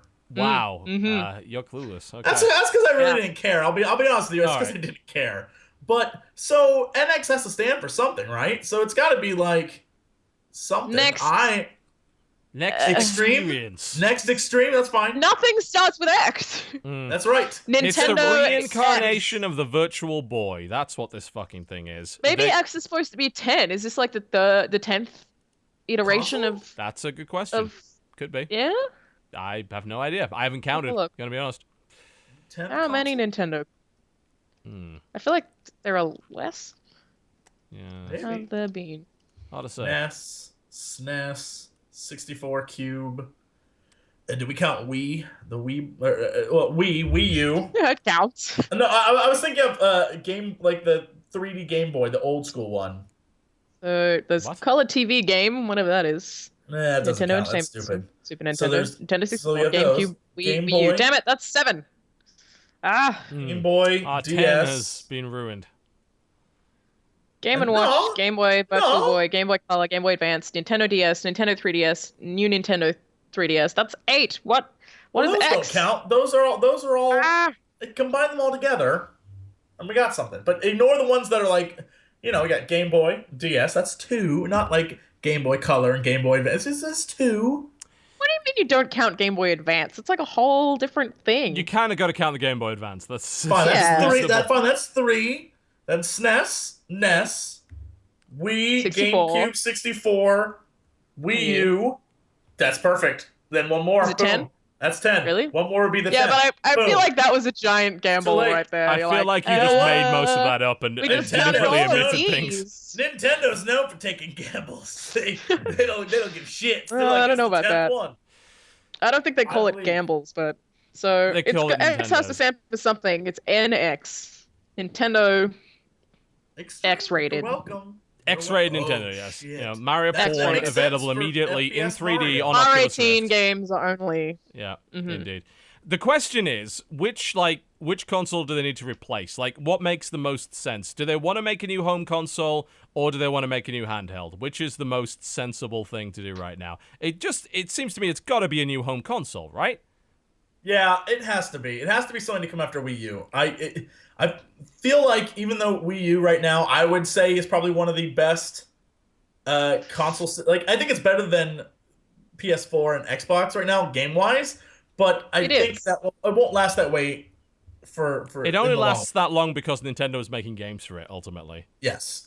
I don't feel like they're ready for a new full console. It just doesn't seem right. It does seem a bit weird considering the Xbox One and the PS4 seem underpowered for this generation. Like, what we thought was going to happen is the Wii U was going to get smacked Like, as soon as the other consoles came out, it was going to get absolutely crushed. Turns out it didn't, because those consoles were not as powerful as we thought they were going to be. Yeah. And this generation seems to be in a rut. We thought either. Yeah. But it is also that the Wii U, again, has amazing first-party games. What if it's a Nintendo phone? Well, no, it said that it's a dedicated gaming device, whatever it is. And phone that they didn't tell you about. That is not what dedicated means. I don't fucking know. It's gotta mean ruining something everything. So it's either gonna be a console, big fucking deal, or it's gonna be a handheld device, big fucking deal. I feel like it has to be another handheld device. It's gotta be. Like, they bring them out like every year anyway. They surely can't. The 3DS has been out for a while. I mean, that is a fair point. Thing is, they just refreshed it. Right. And I feel like that's a really douchey thing to do to consumers. It's like, you bought this brand new one, we hyped it up, and now fuck you. But they did like 3DS, 3DS XL, 2DS. And wasn't the 2DS only like 2 years ago? That was like 2013, right? 2DS? Yeah, I think so. And then they were like 3DS, new 3DS. So everyone who bought a 2DS was fucked anyway. Yep. Mm-hmm. I really don't know. I feel like it has to be a handheld, and maybe it's... I don't know. I can't figure out what Nintendo are ever doing ever. No, I can't. I have no clue. So, conclusion, for the last 20 minutes of discussion, we don't have a fucking clue, and neither do any of these games media sites that are pretending to, so there you go. But they just announced a new Warhammer 40,000 board game, so I'm very excited about that. Only playable on the NX. No, it's a real board game. It's called Forbidden Stars. I'm all over that. Yeah, I love my board games. Absolutely. Cool. I'll buy that. Titanfall 2, that's a thing that I don't really care about. The what? Titanfall 2 is also... apparently it's going to be cross-platform now, right? Like, they're not going to limit it to Xbox One because they want to sell more than 10 copies, so that makes sense. Coming to PS4 and PC. I don't know if it will be cross-platform, though. I wonder if they're going to do... Well, they probably won't, but I have to imagine that... Are they actually going to do a proper single-player mode with it, or are they just going to expand I wish they had. I think the giant robots are really cool. No matter what setting, I really like giant robots. And so, when they didn't have a story at all, I was like, but you could have had this sweet story about how war made you need to build these sick giant robots and blah, blah, blah, that I was really fucking excited about. And they were like, oh, no, let's just have some slight audio overlay over the same gameplay modes that we've had for the last hour. It was extremely disappointing. Yeah, they could. I think if they were going to dedicate to the multiplayer campaign, they could have done a shitload more with the multiplayer campaign, like the way that Brink did it. I think Brink did a fantastic job of that campaign. One of the few things that people think that Brink did well. I thought it was a great game. I'm going to stick by Brink to the fucking death. But I think that if they want to make Titanfall 2 more interesting and stick with the multiplayer, they've got to go down the Brink route, and they've got to make that storytelling more engaging, and they've got to make the game modes more complex. They were afraid of complexity. I swear, like, there's not enough escalation in that game. I want it to be, like, by the end of the game, you should have your Titans out, but, like, they should have, like, NPC tanks and shit. There should be all sorts of different kinds of trooper that come onto the field. It's like, oh, shit, we're escalating. And then it should be another level of Titans beyond that. It's like level 2 Titans. And then you bring in the level 2 Titans, and then you bring in the stuff to counter it. It should all escalate to that point. But that would be super cool. But they never did, you know? It stood us out about 4 minutes in. Who form Voltron. You have to fight Voltron at the end of it. The final boss has to be a Titan made of other Titans. Voltron. Sure, why not? That would be the best final boss. Have 3 Titans combine into a mega Titan and go and fucking fight that way. The problem with Titan, you know, again, like Titanfall is all about the problem is the pacing. You know, you can start in Titanfall. You can literally start with a Titan, which completely defeats the point of the exercise. Like, you're supposed to be building up to your Titan. That's the whole point, right? But you get your Titan so fucking fast that your on-foot time is minimal. So, you know, I just want to see that built up. Wait around to get the Titan. Yeah, have mini Titans. I enjoyed it for a a week mini or so. Titan, little cute Titan. I think everyone did. Everyone was like, man, Titanfall is great for about 5 or 6 hours. And they were done. And it was. I mean, it's still a good game. It was. But it is repetitive. The game modes don't do it justice. They need to take that attrition mode and they need to make it 3 times as complicated. And then it'll be great. Yeah. Like, and when they do that, it'll be fantastic. Make it longer, make it matter more, put more objectives in the game, put more weapons in the game, more Titans, more kinds of NPCs, do all of that. More kinds of Titans. Definitely more kinds of NPCs. Levels of Titan, you know, absolutely. Yeah. More melee Titans. I want to do more than just punch. I want a fucking energy sword. I want to stab a Titan with another Titan. Your Titan should be able to, like, go Super Saiyan. Yes. And then... Absolutely. Tighten up. That'd be Yep. sweet. Oh, his Flying back, Titans. like, shh, and all the energy comes out of his back because he's like Yeah. venting gas as he goes ape shit. Flying That's Titans. how you make a game. That's Titanfall 2. Yep. Holy shit, that'd be And awesome. we're back to Vanquish, I believe. Yeah, basically we want Vanquish 2. So that, fuck everything else, make Vanquish 2, and then we'll be happy with video games.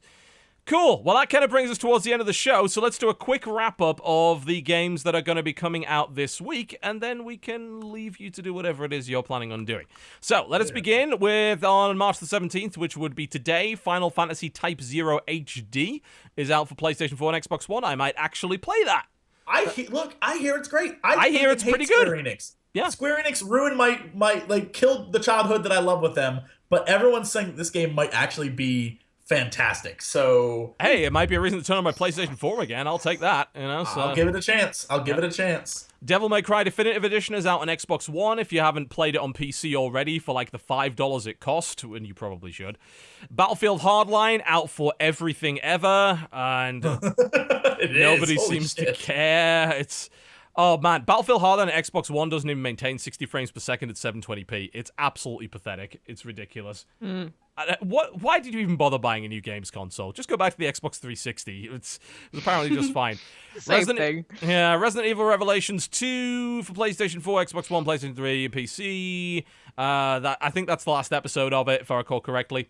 The Awakened Fate Ultimatum for PlayStation 3. Bladestorm Nightmare for PS4, which is apparently a complete disappointment, so I'm very upset about that, because I was hoping that would be good. Jamestown, which is that ridiculous shooter on Mars for the PlayStation 4.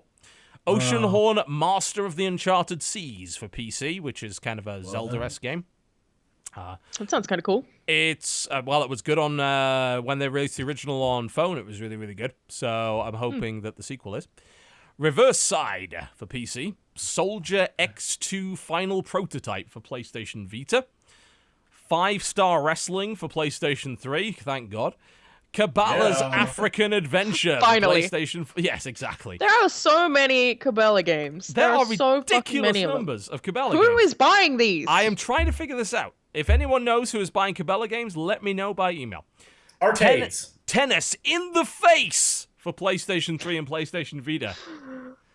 I'm sorry, I need to look up Tennis in the Face. Like, why is it in the That's got a face? great trailer. That's gonna be hardcore. Tennis in the Face. Oh, I thought we saw this before. It was Tennis in the Face and Clowns in the Face.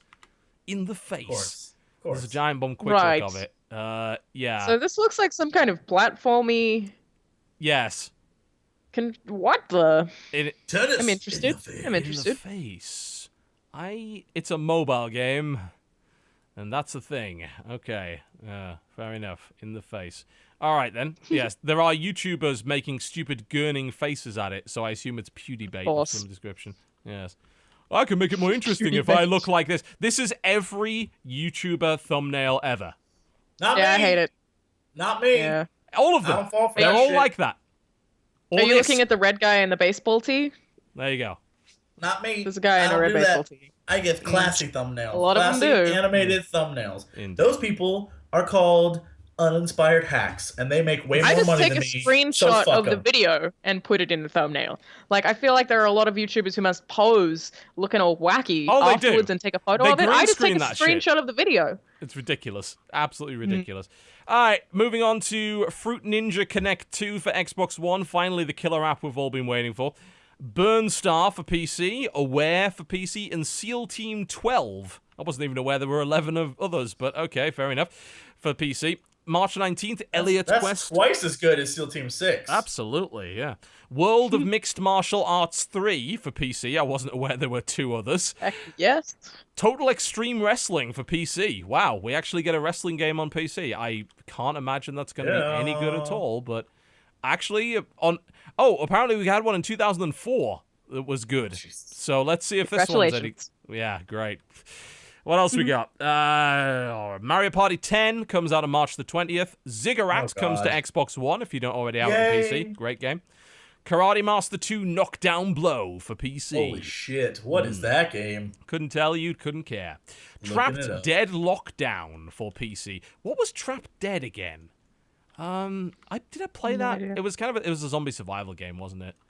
Yeah. Probably. Yeah, and looks like it's another one. Okay, yep, it's a hack and slash zombie RPG. Whoa! Karate 2 Master has you fighting a bull karate style. Holy shit! I'm getting this game. Top Trumps Turbo for PC. No. F Trumps. March the 23rd, the 12 Labors of Hercules for PC, and Out of the Park Baseball 16. Out of the Park Baseball is apparently fucking great if you like baseball. I'm told it's like the most amazing baseball game ever. But outside of that, I couldn't really say. Yes, 12 Labors of Hercules is on Big Fish Games, so that's guaranteed to be great. Yes. Flying Horse included. Yeah. That's actually a feature, apparently. What? Flying Horse included. Well, I'm sold. Yeah, what else could you possibly want? And that pretty much wraps us up for releases. And that pretty much wraps us up for the show. Thank you very much for watching. Before we go, we'd like, of course, to give you the opportunity to consume our media and give us money. So, let's start with you. Ms. Alanah Pearce, tell people what you're doing this week, what they can find on your channel, and where to find it. Oh god, I'm not good at this kind of thing. Do it anyway. My laptop broke, so I can't upload videos at the moment, but my YouTube channel is youtube.com/CharlAnazard, and you can check it out if you want. No pressure. Good. There we go. Good. Jesse, what's going on the channel this week? Stuff that I pre-recorded before I left. So enjoy that shit. Let me guess, more Dragon Age elf root picking. Is that... You can watch me play Ori, and then you can also watch me play Hotline Miami this Friday, and then a bunch of other stuff. And then I'm going to find a bunch of games I can play on my laptop and try to play those through the echoey halls of a kitchen. Well, don't play LA Cops. You're not missing. That should be fun. Yeah. And I'll put those up too. I'll do a few vlogs, let people know that I'm going on a site tour of the CoxCon location. I'm going to do all that stuff, and everything's going to be finalized, and CoxCon's coming, guys. Yeah. And tickets, look, I'm not going to say they're sold out, but there's only a few left, so. Wow, that's pretty and impressive. then we may announce something when I get back that opens up a few more tickets. Wink, nudge, poke. Possible. That's it. Cool. My channel, you can find at youtube.com/cynicalbrit. As always, I'm actually making content now. We're through the treatment mostly, so I put my video of LA Cops up. You don't have to watch that if you don't want to, frankly. It's not very good. But there will be other videos coming this week. I'll probably do a video of Starships. I've got a lot of shit to do, frankly. I'm way behind. I'm going to do Starships, Ori and the Blind Forest is on the list, Oceanhorn's on the list, Wolf the Red Hood Diaries, which is actually looking kind of interesting, where you play Red Riding Hood with an axe murdering what appear to be clockwork knights of some description, so... We'll talk about that when you play it. Oh, We'll have you played it? Next week. Okay, all right. I have, yeah. Okay, fair enough. So, and there's a bunch of other stuff I've still got to play, actually. So, I got lots of City Skylines I need to get to. I started a new city in that after poisoning the last one. No disasters, my ass. I killed all my people. It was horrible. Horrible. And I might do... no, I'm not going to look at Assassin's Creed Rogue. Are you fucking kidding me? I can't be bothered. Boo. I've heard that it's actually very good. Yeah, compared to Unity, it is anyway. If you want more of 4, that's basically what Rogue is. It's more of 4. See, I heard it's better than 4. We'll see. Maybe it might be worth having a look at that. Most people seem to think that it's basically 4. I think I might finally be at the point where I'm like, I can't play any more Assassin's Creed games. You've reached that point only now. That's impressive. Yeah, but wow. Like, wow. I stopped liking them at Assassin's Creed Revelations, but then I kept playing them because I feel like it's this thing that I've played for such a long time that I need to stay involved with, and I just, I can't do it anymore, man. I can't either. I'm over it. Yep. Oh, God, I've got to play Karate Master 2 Knockdown Blow. This looks great. That's what I was just saying! It looks great! That's what I was just saying! I never listened to you! I'm gonna move on, because you're an idiot, Cox. That's what I was just saying, though! Oh my god. You fight a bull! You're a karate man who fights a bull! A bull! Apparently... karate! He has a point. There is a bull involved. I'm all over this shit. We're doing Karate Very Masters. passionate about it, apparently. Karate Master 2 Knockdown Blow. That's going to be on the channel. That's a thing that I will do on the channel. I do have a copy. When the fuck is the embargo on this thing? I don't know. But I have a copy of Pillars of Eternity. I'm also going to be streaming that on GOG. So I will be doing that at some point. So when's the embargo on Pillars of Eternity?